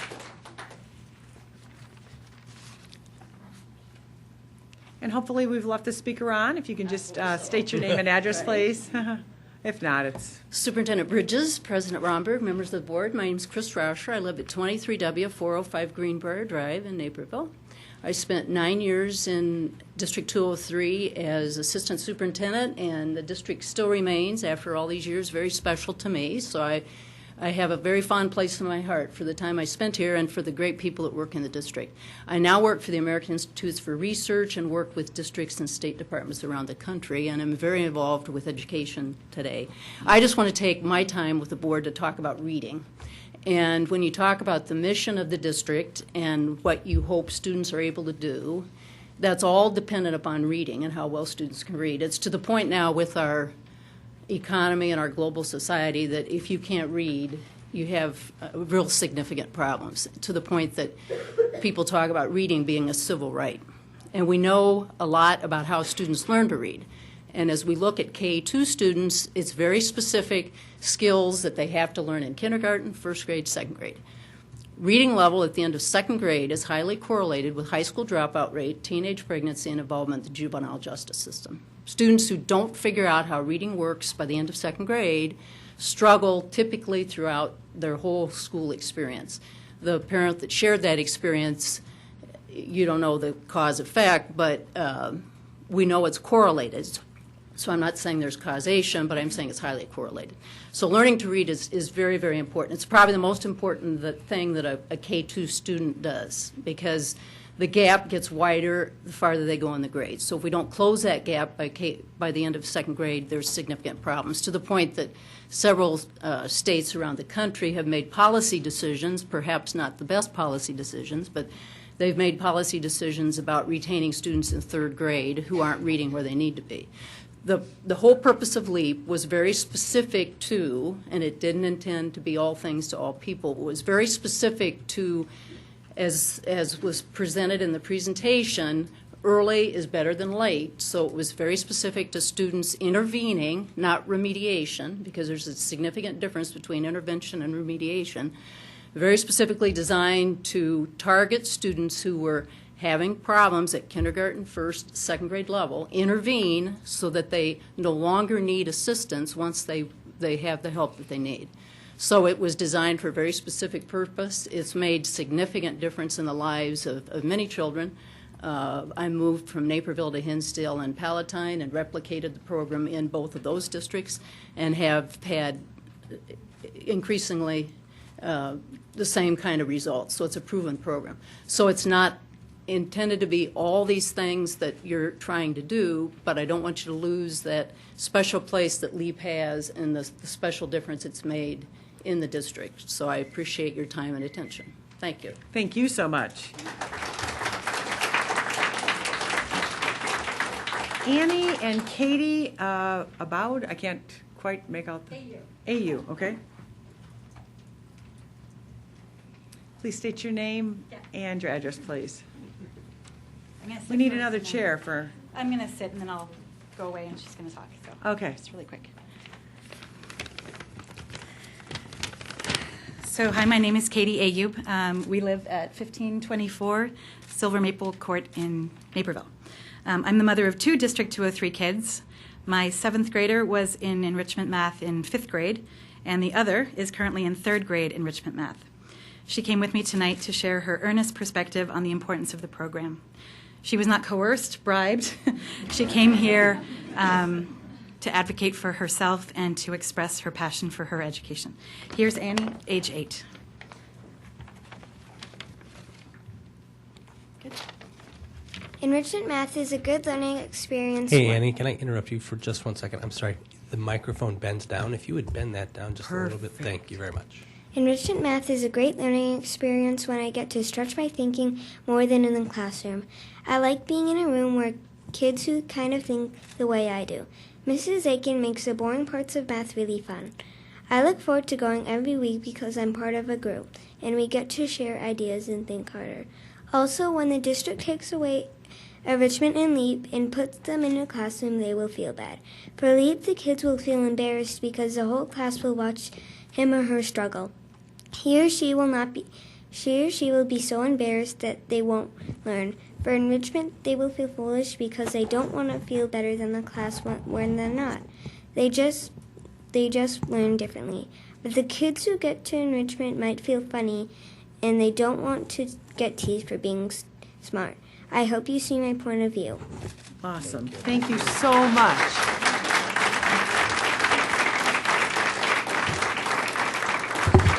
Jay Fisher. Jay is going to speak on behalf of Stage, and which is a group. I'm sure he'll define the acronym for you.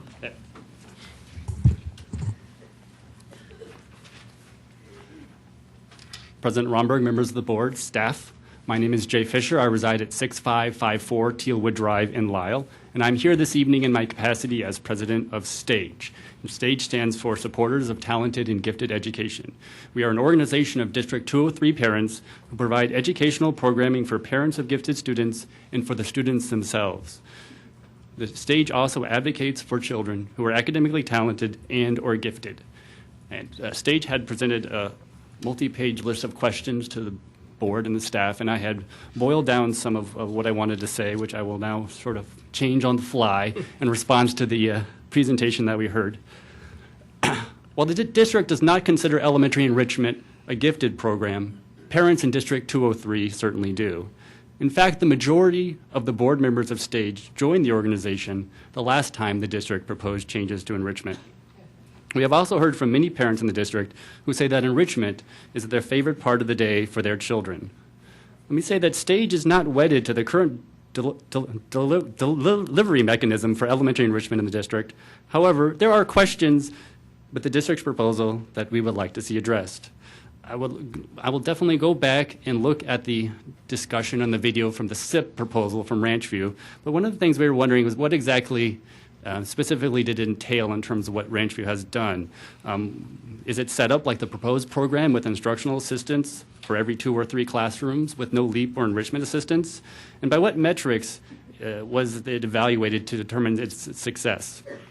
Another issue that we were concerned about was something that Donna brought up, was about the effect on 3rd to 5th graders. Despite the changes in 2010 when the district last changed enrichment and the goal of trying to make it uniform across the district, that's certainly still not the case, that we find out that it varies from building to building.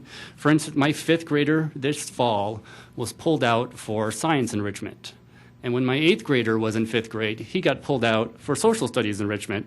And I've heard from parents from other buildings as well whose children, like Annie, have been pulled out at 3rd and 4th grade for math and literacy. So I'm certainly pleased to hear that the district is going to look at what to do about 3rd grade enrichment, because I think, as Donna said specifically, there is no PI and honors math doesn't start till the 2nd trimester. But again, I think even at 4th and 5th grade, the enrichment is going to depend on the differentiation ability of the classroom teacher. Again, in general, we're talking a lot about the Common Core, and one of the concerns, is with the increased rigor of the Common Core, and we're asking more and more of our teachers. With this new LEAP enrichment delivery system, we were asking teachers to do even one more difficult task, to differentiate curriculum at both the high and the low performing level. STAGE supports the concept of differentiation and believes it can be a powerful tool, but as some people have discussed today, the question always is the training there? Has there been enough training, both for the teachers and for the new instructional assistants, some who will be coming from the enrichment who need to be trained at the reading, and also from the LEAP who are now going to deal with enrichment issues? And what best practices have been or will be implemented from our benchmark districts to help the teachers and the staff differentiate well? And we were also wondering, is the district considering other ways to help with differentiations, such as clustering within a classroom or creating math or reading groups across a grade instead of a classroom, or allowing subject acceleration, such as allowing a 1st grader maybe to move up to a 2nd grade math room? As you heard, there's been no enrichment assistant this year at Naper, and I believe there also has not been one at Prairie. And I did hear from a few parents at Prairie who felt that their children have not been challenged without the enrichment assistant this year, that they were not given differentiated work hard enough for their abilities. And in my experience, too, as a parent, I found the differentiation ability of teachers vary from year to year, either from their ability or their willingness to differentiate in the classroom. Excuse me, but maybe it might be an issue of communication, and maybe teachers need to be trained to communicate better with the parents so that we are aware of how the teacher-driven differentiation is actually happening for our children. And this, I think, will go a long way in making parents more comfortable that the needs of their children are being met. There are some things that we do see positive from this proposal, such as expanding the K-2 enrichment beyond math and literacy to include other core subjects of the curriculum, and the fact that there may be more hours with an aide doing enrichment than under the current model, but we would like to see specifics about the hours the instructional assistants will work and how their time will be divided. Will it be 50% LEAP, 50% enrichment, 85-15, 60-40, 90-10? And so in conclusion, if you ask both of my boys what their favorite part of first through third grade was, they will tell you that it was going to enrichment with enrichment assistant. My children are almost done with elementary school, but Stage and I want to make sure that our current and future students get the same benefits from enrichment that mine did. Thank you. Thank you very much. Bob Clements.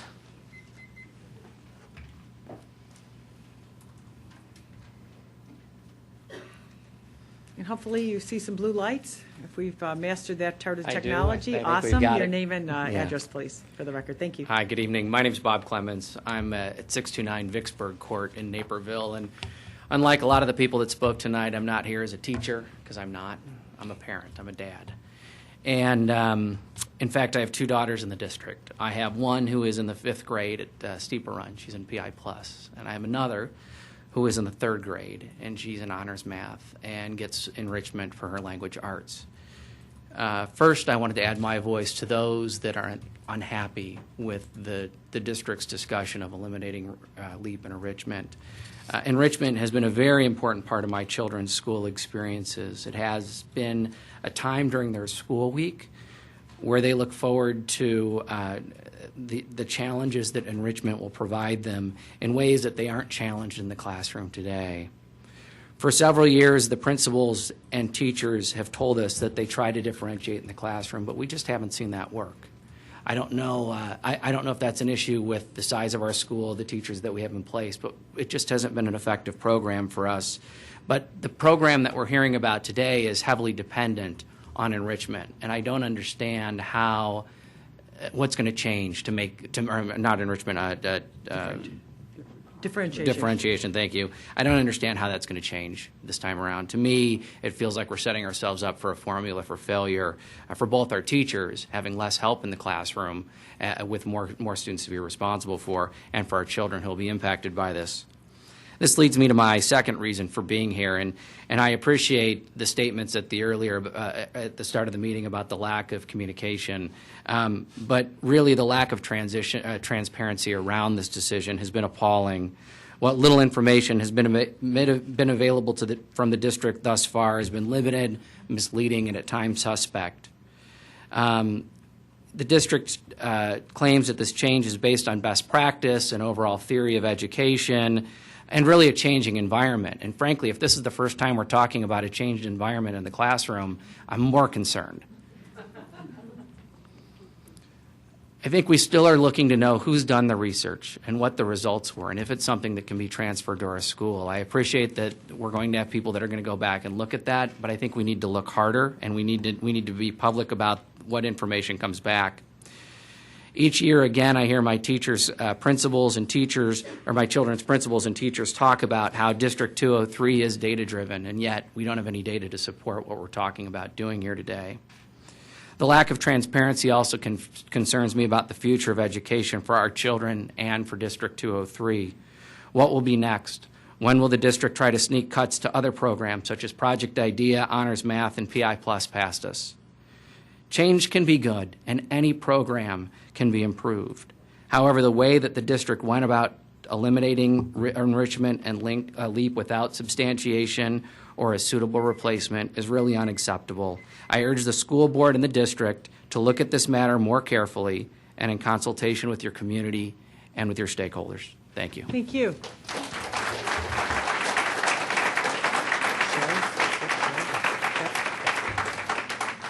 Tracy Check,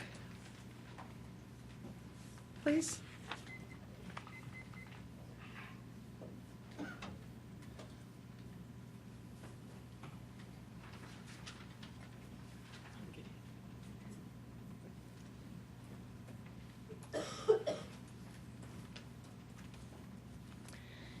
Hello, my name is Tracy Check. I live at 2111 Primrose Lane in Naperville. I have a second grader at Scott School.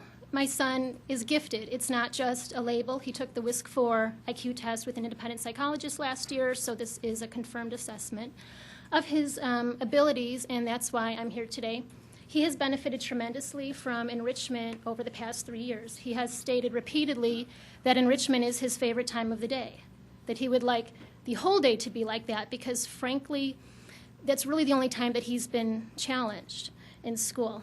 One thing that was mentioned earlier was that the enrichment children are currently removed from the core curriculum for the pull-out enrichment, and that was presented to us as a negative, but I disagree with that. They are removed from curriculum that they have already mastered, and if they've already mastered it and shown high proficiency in it, then they should not sit there and continue listening to it. Another concern of mine is that enrichment kids will receive much less enrichment time than they currently receive. I feel that the instructional assistant's time may be spread too thin and will be used disproportionately. I'd like to know how much time will be spent with LEAP kids, how much time with enrichment kids, how much time on behavioral issues, and how much time doing miscellaneous duties for the teacher. For example, would the aide be pulled from working with an enrichment group in order to address a behavioral issue across the room? At our school in particular, I understand that behavioral issues have been on the rise, so this is a valid concern.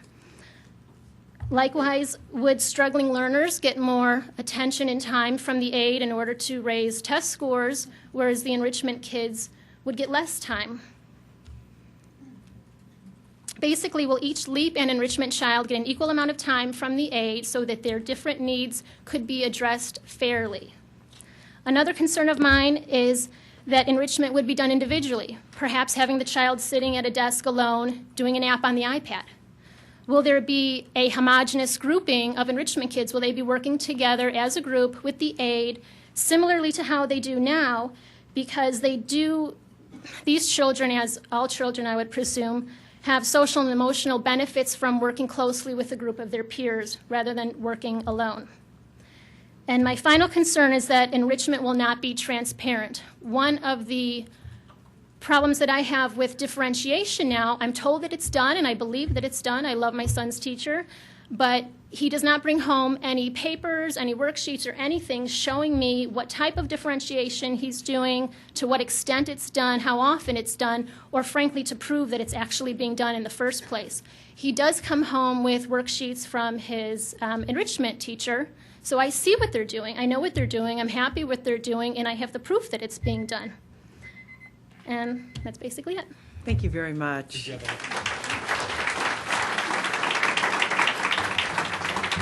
Sonia Harmon.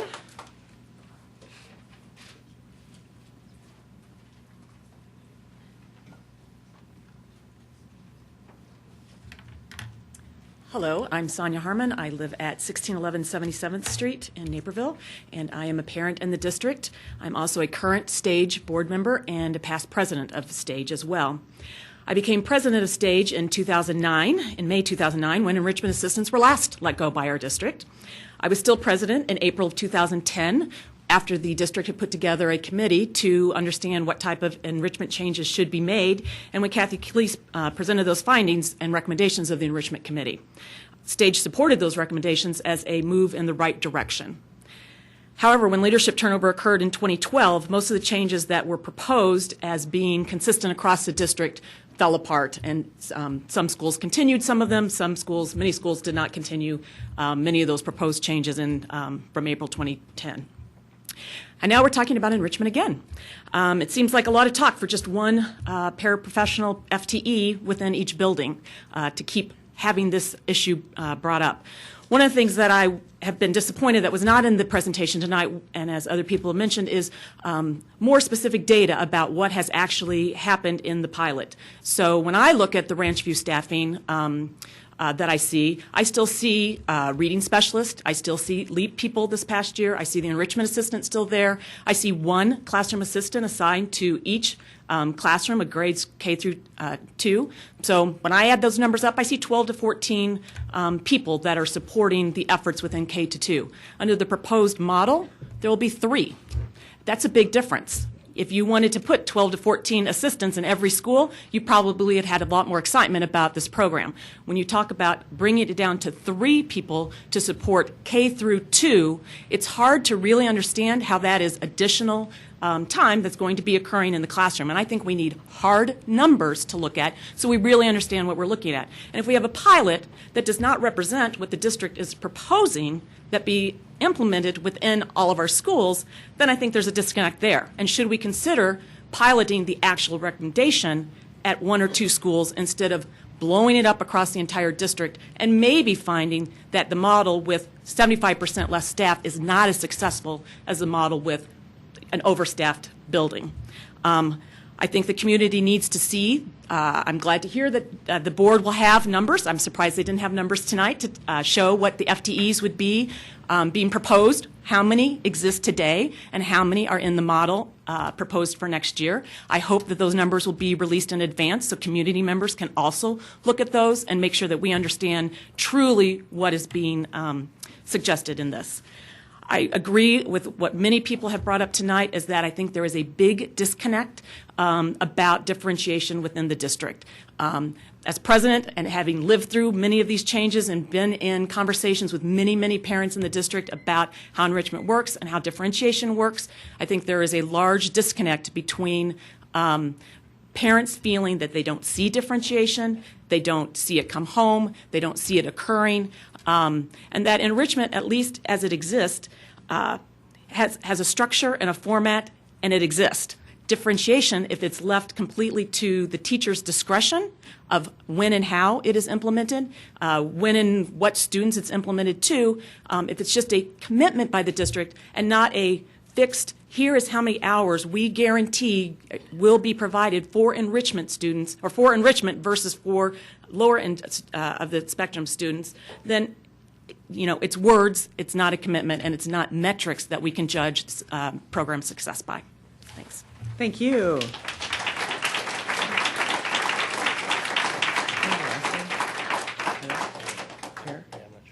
Jennifer Eyre, I'm sorry. That's okay. What? Ager. Sorry about that. That's all right, all the time.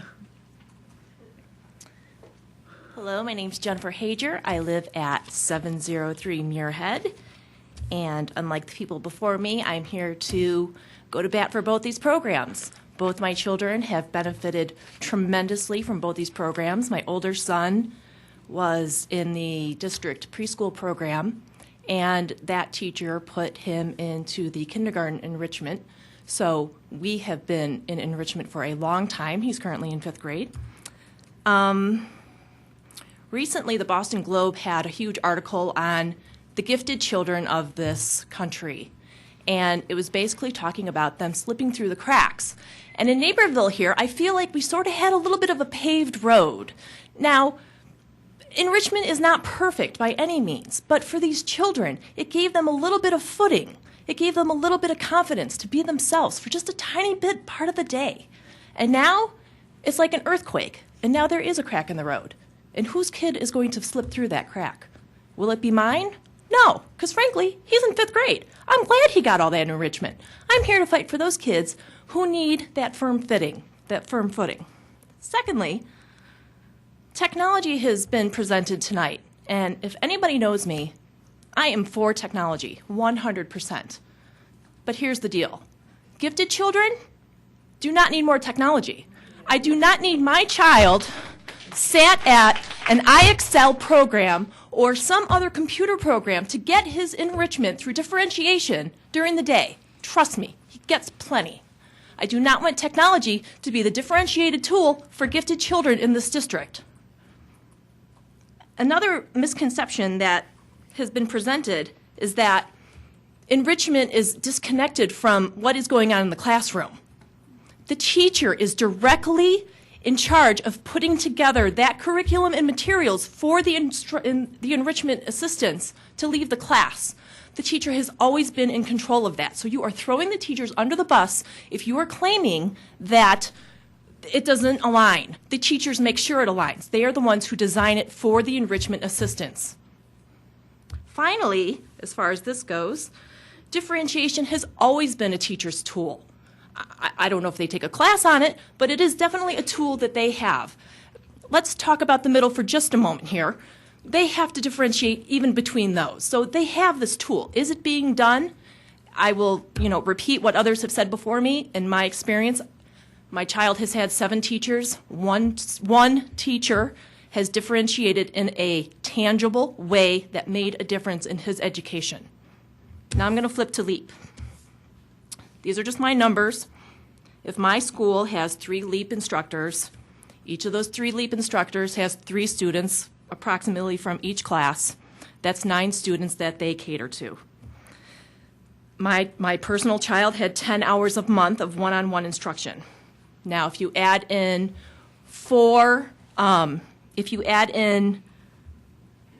what did I do? I didn't have the Common Core math, obviously. So my point is this. If you take the 9 students and then you add in the enrichment students, and let's just say that there's 6 of those, that's 15 students being serviced by 4 assistants. Now, you are taking those same 15 students, putting them into the classroom with 1 assistant per that grade level. That makes a difference. Thank you so much.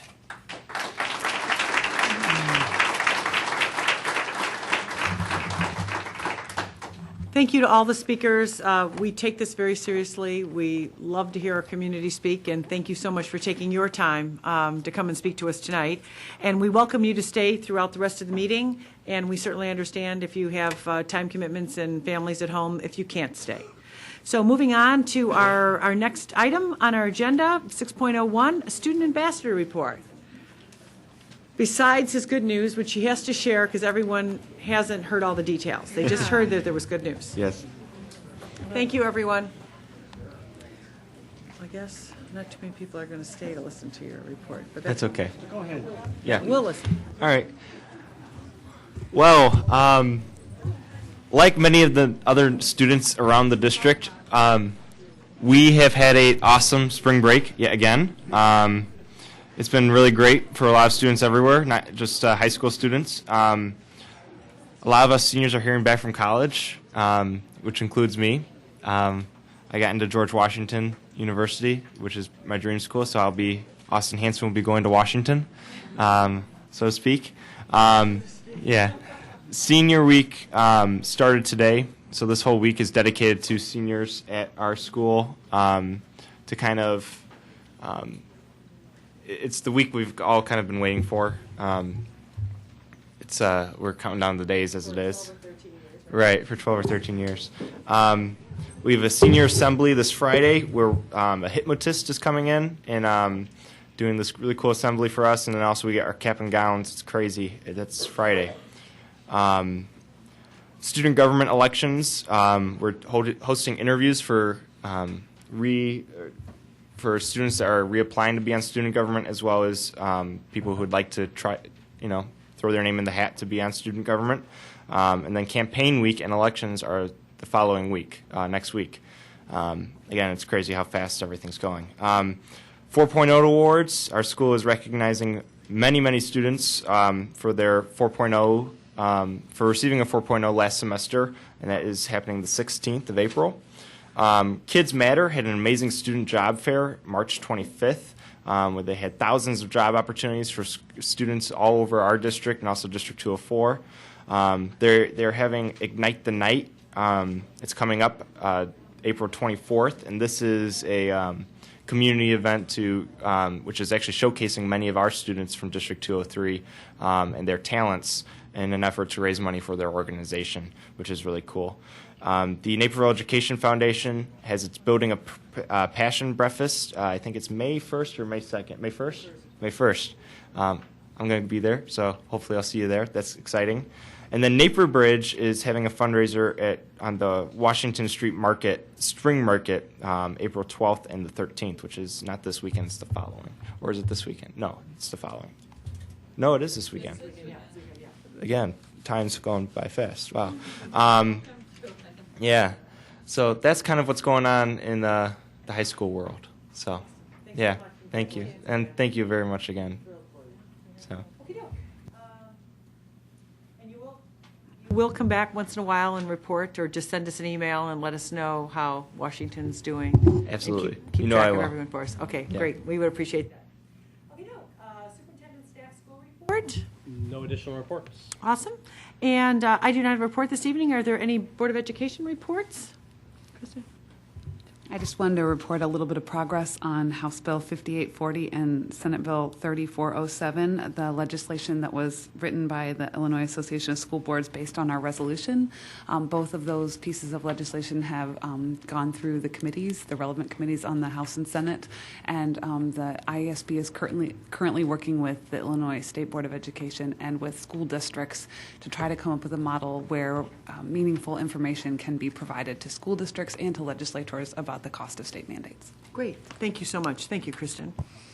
Okey doke. I will entertain a motion for a consent agenda, please. I move approval of the consent agenda as presented. A second? I have a motion and a second for our consent agenda, which are items number 7.01 through 7.03. And we'll take a vote, please, Mr. Borg. Price. Yes. Romberg. Yes. Fitzgerald.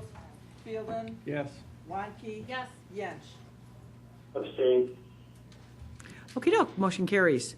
And discussion without action this evening, the first 8.01, the first agenda item, substitute rate of pay. Annually, the district reviews rates of pay for various substitutes that we use in our district. And tonight, our Chief Human Resources Officer, Carol Hetman, will provide the Board of Education with recommendations for a couple of changes that we'd like to bring forward for 2014. She'll present this information tonight, and we'll ask for action at the April 21st board meeting. Thank you. There are two proposed changes to our hourly rates of pay for substitutes. One is for the substitute assistant, and the other is for an expulsion hearing officer. We're proposing to increase the substitute assistant hourly rate from $11.09 per hour to $11.65 per hour. This is a 5% increase of 56 cents.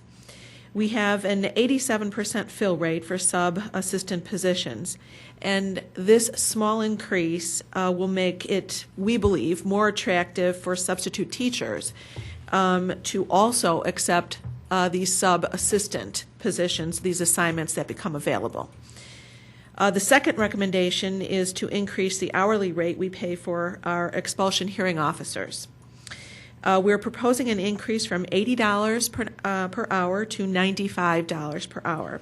We've looked at other districts, and the hourly rates range all the way up to, for other districts, up to $225 an hour. After much research and discussion with Bob Ross, Assistant Superintendent for Secondary Education, we are recommending this increase from $80 per hour to $95 per hour. And I would entertain any questions that you might have. Questions, comments? Okay. You speaking to your microphone. Are all of these by the hour, all these rates? The top one is a day rate. Is that not correct or no? Is that 95 Yes. an hour also? Yeah, that's correct. Substitute teachers. Mm-hmm. Substitute teacher. So they're all hourly rates. It's $95 a day. Okay, that's what I thought. Okay, right. But the rest of them are hourly rates. That's correct. Okay, got it. Okay, thank you. Thank you, Carol. The next item, certified teaching allocation plan, high school and district special education. Earlier this spring, Assistant Superintendent for Elementary Education, Katie Ryan, and Assistant Superintendent for Secondary Education, Bob Ross, presented to the Board of Education the overall staffing projections for next year, K through 8. Tonight, Assistant Superintendent for Secondary Education, Bob Ross, will provide the projections for high school, also district-level special education. And as you can see in board docs, there's also a table illustrating the overall difference from current year to projected next year. Mr. Ross? Thank you, Mr. Bridges. Ladies and gentlemen, we expect total high school enrollment to be basically flat next year. Our actual projection is to have 3 less students at the level. Although it's notable that for the first time in some time, we expect the freshman class at Naperville Central to be larger than that at North. As you'll see in board docs, we essentially plan to hold staffing even for the high school level, reducing just by 1/10 FTE. It should be noted, however, that this staffing allocation includes a new position, the high school learning support coach. Board members may recall, and we mentioned this a little earlier this evening, that the 2013-14 school year is the second year during which we've had elementary learning support coaches, and it's the first year during which we've had junior high learning support coaches. We intend to institute high school LSCs, 2 at each school, during next school year, 14-15. This job-embedded professional development position, which focuses on improving teaching across the school, has been very helpful at the elementary and middle school levels, and we expect that to be true at the high school level as well. The second row of the table that Mr. Bridges mentioned is entitled Special Education District Level. This line describes positions such as hearing itinerants and vision itinerants, occupational therapists, physical therapists, and others. Please note a projected increase of 2.0 FTE in the projected staffing for next school year, and these 2 positions are necessary for district-level programs. As Mr. Bridges mentioned, at the very bottom of the document in board docs is another table. A board member had asked a couple of meetings ago, that when we came back, we displayed all that you'd seen before. So what you see up top is what you saw and approved in the month of March for elementary and junior high, and then in bold at the bottom is what we're proposing this evening. Good. Good, thank you. Comments or questions? Okay. 8.03, first reading of policy 7.910, student discipline. It will be the Bob Ross show for a little bit here for you tonight. Annually, the Board of Education, in accordance with the Illinois School Code, establishes a Parent-Teacher Advisory Committee on Student Discipline. And this year, as he did last year, our Assistant Superintendent for Secondary Education worked with high school staff to chair that committee. And so he'll present a report on proposed changes to the Student Discipline Policy 7.190. Mr. Ross. Thank you, Mr. Bridges. Yes, we had students, staff, and parents and administrators at the meeting on March 4th, as well as 2 members of the Board of Education, Mrs. Crotty and Mrs. Fitzgerald, represented the board. I very much appreciated the time that everyone on the committee put in for this important task. I'd like to share with you that what we have in board docs, what we're proposing this evening, has been reviewed by our legal counsel. She's comfortable with it. I'd ask you to very quickly take a look at the philosophy. A big part of discipline policy 7.190 is a list of things that we don't want students to do. But I think it's a good idea to take a look at the philosophy, and you'll see things like this policy is about student behavior should reflect standards of good citizenship. The basic principles guiding student behavior are consideration for the rights and well-being of others and cooperation with members of the community, the school community. And there's a paragraph in there that reads, the board especially believes that if staff, parents, and students know and understand the expectations for student conduct and the consequences for not meeting these expectations, behavior problems in our school will be reduced and a better educational environment will prevail. So that's the philosophy behind the policy. If you were to turn to page 3 or flip down to page 3, you'll start to see we have 3 classifications of misbehaviors. Classification 1, those are things we don't want students to do, and classification 2 are things that are a little worse, and classification 3 are some severe misbehaviors. We have a couple of changes I'd like to talk to you about. The first proposed change can be found on page 4, which covers classification number 1. Please see item number 20. You'll see the proposed language is in blue. We propose to add what you see in blue, quote, or required for religious purposes, end quote. And what this was is rule number 20 has to do with not wearing hats in school. There are exceptions to that. Current policy reads that a principal could give permission.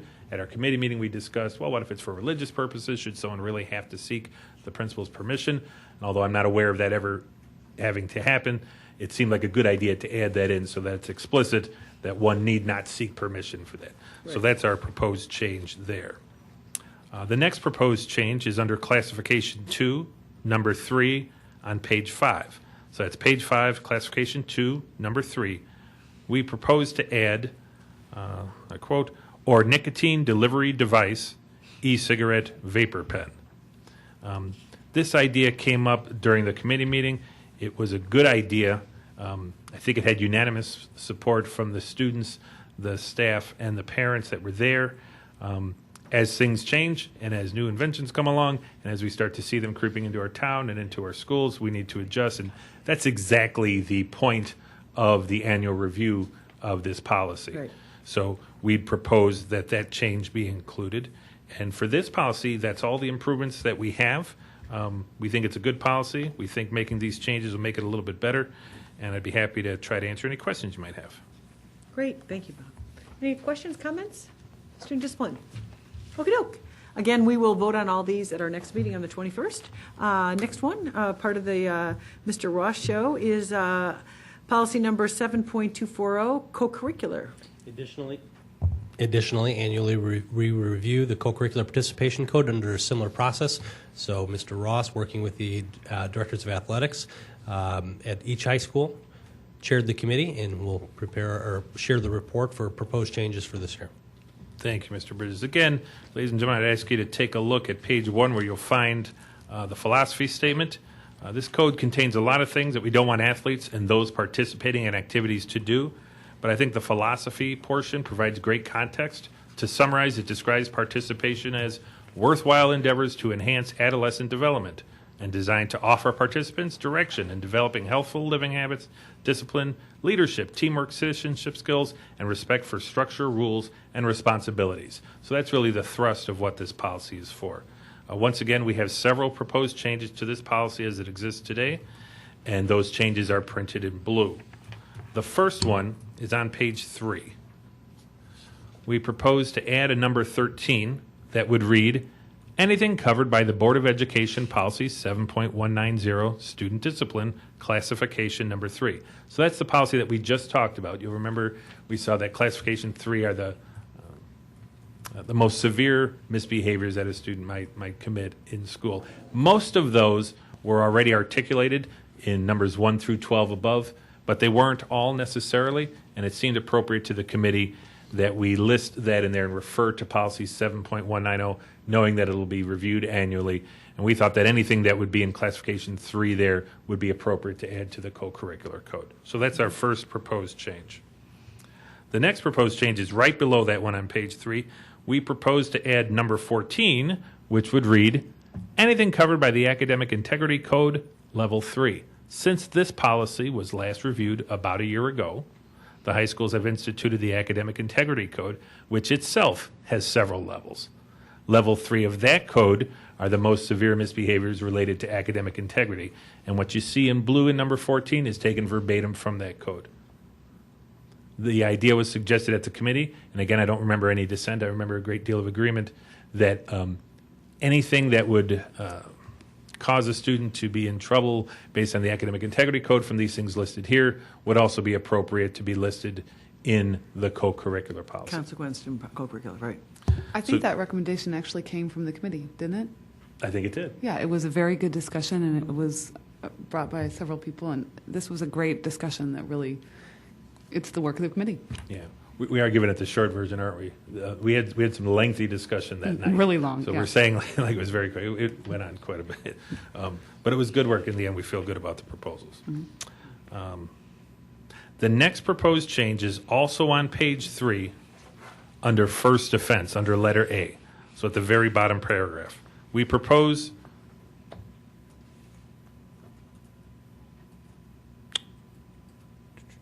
The appropriate follow-up. Thank you. We propose to add the sentence. You want to change your mind? I was no. We'd like to keep it right there, please. Sorry, I jumped one. Yes, at the bottom of the paragraph under letter A, first offense, we'd like to add in blue possible requirement for appropriate follow-up, such as mediation or meeting with the counselor. And where this came from was there are times where we might have a misbehavior where the athletic director or the activities director is working with a student, and in addition to issuing a consequence and having them miss a certain number of games, might want to require that student to sit down with another student with whom they had a conflict, or to take some additional steps. Yeah. And we didn't think we could spell out what it would be each time, right. So it's a bit of a catch-all. But we'd like our administrators to have the ability to not just say you're out for this many games, but to say, to help address this, we'd like you to sit down with Joey and we're going to talk about this. We think that can help us to help the students, so we'd like to include that too. The next proposed change is at the bottom of page 3. Currently, we have a paragraph entitled Consumption. You'll see that stricken out in red. The proposal is not to remove the paragraph, just to change the name of it from Consumption to Assessment. And the reason is, as we read through that, when there is an alcohol or drug offense, we send students for an assessment, not only if they were consuming it. For instance, if they had possession of drugs or paraphernalia, we would still have them conduct an assessment. So we thought the word consumption didn't accurately describe the paragraph. So that's the first change in that paragraph there. We also proposed to add the words steroids, look-alike drugs, and related paraphernalia, which might seem like some funny wording. It just harkens back to up above. In numbers 1 through 12, there are some of those things listed, so that helps us to keep the language throughout the policy consistent, and that seemed appropriate. The next proposed change is found on page 4, and here we propose, you see it all in blue, to add an assessment paragraph. It's mostly the same paragraph from the previous page, but there's a little more. Currently, there's no requirement for an assessment for a second offense, so we propose to add that. You'll see that the wording of the paragraph is exactly the same as it is in the first offense, up until the words calendar year in the 6th line.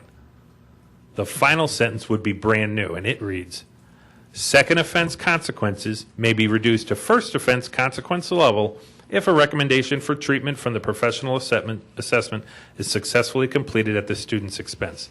The motivation of the committee on this was, as it seems, to find a way to encourage families and students, if they have a second offense of alcohol or drug related, to not only go and have an assessment, but to follow through on the directives of that. We found it difficult to require that, but as we talked at the committee level, we thought that giving some kind of a carrot, some kind of an incentive to seek that treatment, something I think we'd all want to encourage, we thought that proposing or that including this language would do exactly that. That's our intent. The next few changes will be found on the separate attachment in board docs, the administrative regulation of this policy, and that's a table of activities in sports and the number of contests that a student would miss for each level of consequence. We have some additions and some adjustments. The first adjustment would be girls field hockey, and we would propose to bring that in and to list in the first offense missing 3 contests and the second offense missing 9.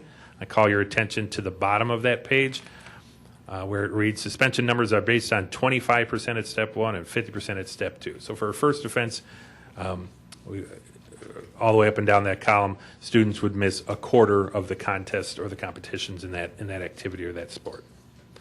The next proposed addition is on the next page, and that is ultimate frisbee. And we propose for a first offense 2 contests, and for a second offense either 4 contests or 1 tournament. A couple down from there is robotics team. That's not new, but we propose to adjust in the far right column. Currently, that reads 1. It's 1 offense, or excuse me, 1 contest, whether it's first offense or second. We're going to more contests now. We think it's appropriate to add and to change that to 2 in the right column. And on the final page, we propose to add DECA and BPA. DECA is the Distributive Education Club of America, and BPA is Business Professionals of America. And you'll notice that the proposed consequences for first and second offense are the same as they are above for Model UN, similar organizations. And I'd be pleased to try to answer any questions at this time. Questions, comments? And Bob, I've sat on the committee for many different years, and I know you do a great job of applauding parents and staff and students for their participation, and the board members hear you say that. But just again, it's a lot of time. You have work, you have some preparation work, and those things that you think aren't going to be big discussion points end up to be big discussion points, and vice versa. So, but it truly is a good exercise to go through, and I always enjoy the students, because they really add a real perspective, and that's the richness of the committee, and the parents being there, just and to hear what's really working, and especially some of the assessments, they're done to support the students, and I appreciate everyone taking the time for that. So. That being said, our next item to talk about this evening, 8.05, Career 203 Committee Recommendations. As the Board of Education is aware, beginning this year, we've implemented the Career 203 model. I'll invite Ms. Herman to please. I was filling the time while you walked up, and Carol moved over. Implemented the Career 203 professional development or professional learning compensation model. One of the requirements of this implementation is that there will be a collaborative committee between of NUEA members and district administration to review the implementation of Career 203, and that any recommendations for changes or clarifications be brought to the Board of Education before May 1st. So tonight you'll see the committee's recommendations. We'll ask for your consideration and then action on April 21st. So I'll turn it over to Carol and Gina. Thank you. Career 203, as you know, is District 203's professional growth model, which was created to reward educators for participation in relevant and rigorous educational opportunities that fulfill the evolving needs of the district students.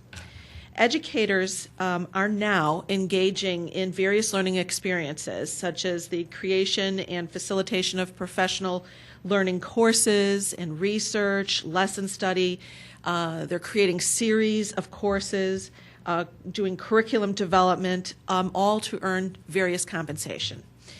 Career 203 is dedicated to meeting the district's needs and mission.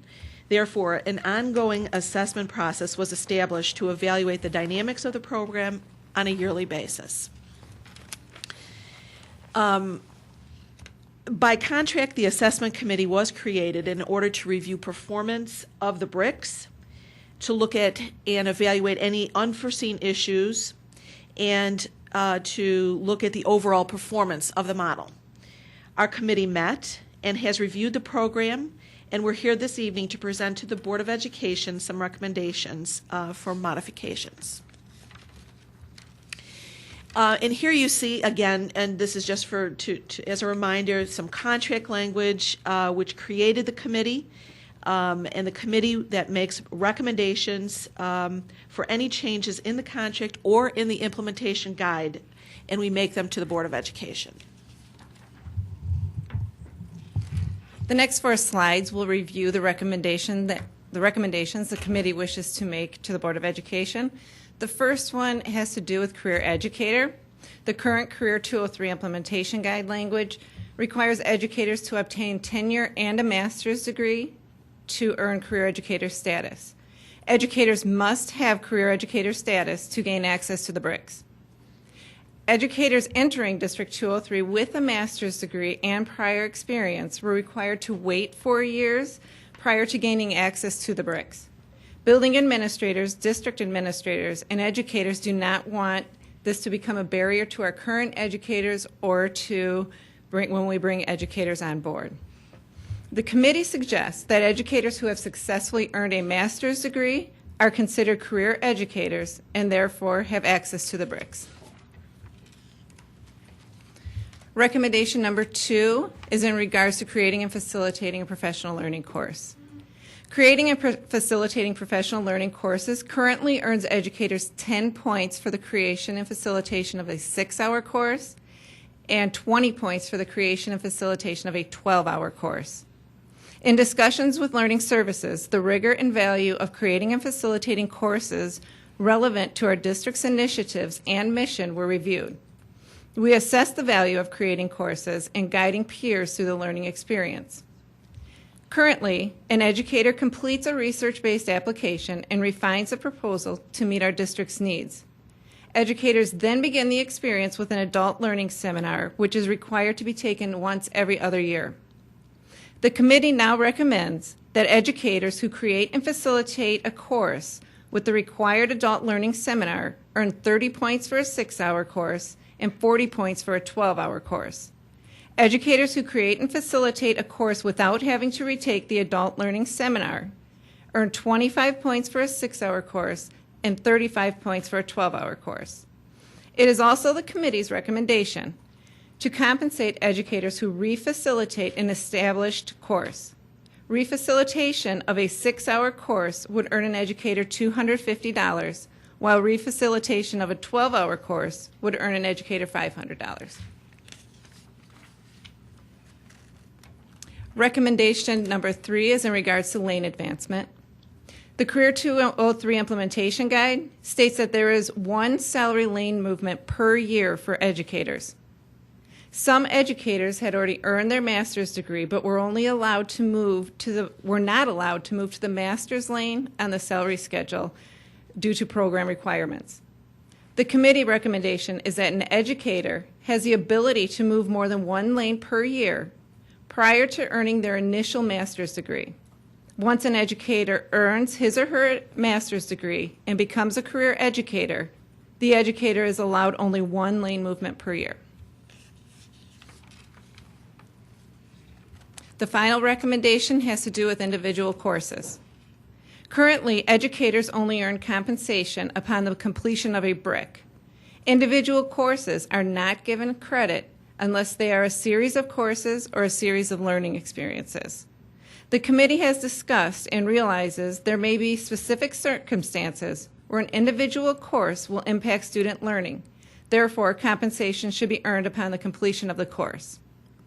The committee recommends that the individual courses may be compensated upon completion with the following guidelines. Following a professional conversation with the educator, an administrator supports the individual course as necessary for the enhancement of student learning. The educator can relate the course to his or her career path and explain how the course will impact his or her skill set. A reflection piece is provided upon completion of the course. The committee also recommends that educators only earn credit for an individual course one time prior to engaging in a series of courses or a series of professional learning experiences.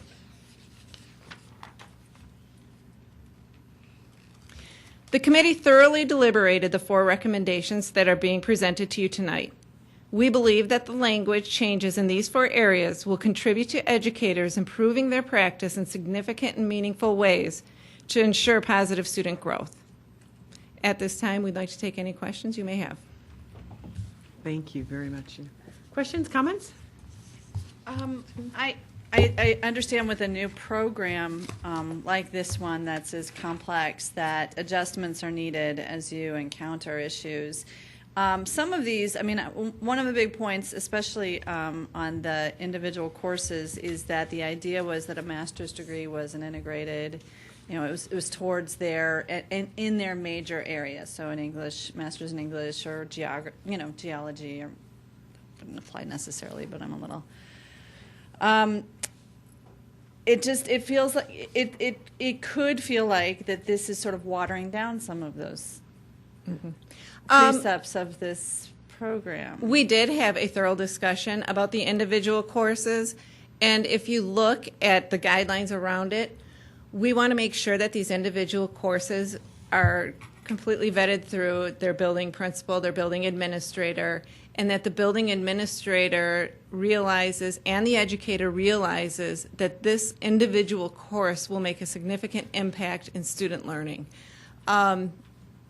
We're not really watering it down with the fact that it does have to be vetted through an administrator, it does have to have a reflection piece, and it does have to relate to the career path.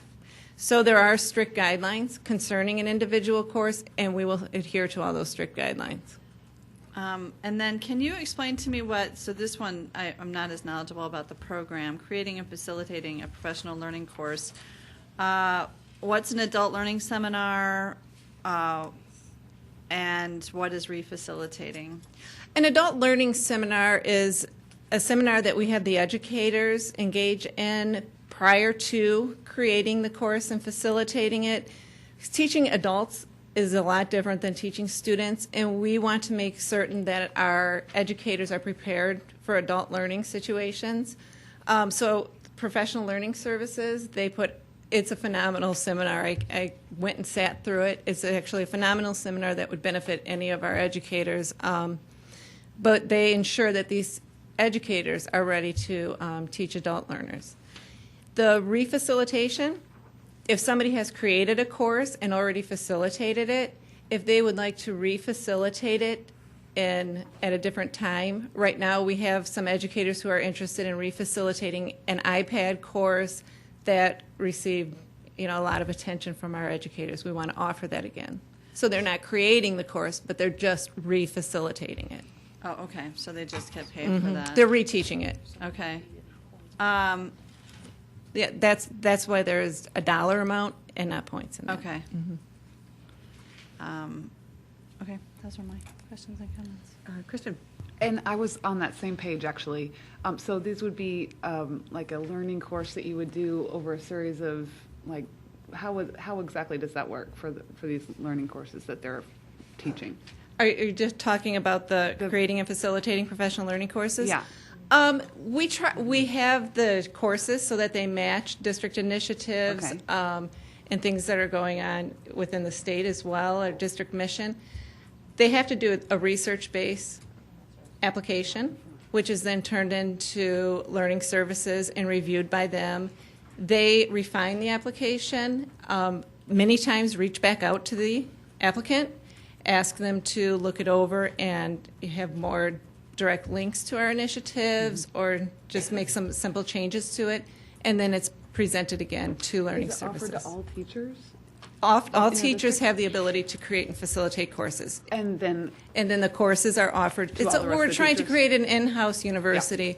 Learning Services has done a phenomenal job at creating the guidelines and the protocol for creating and facilitating these classes. They've done a really nice job, and they've been very effective classes. Our educators have just reacted positively to them every time.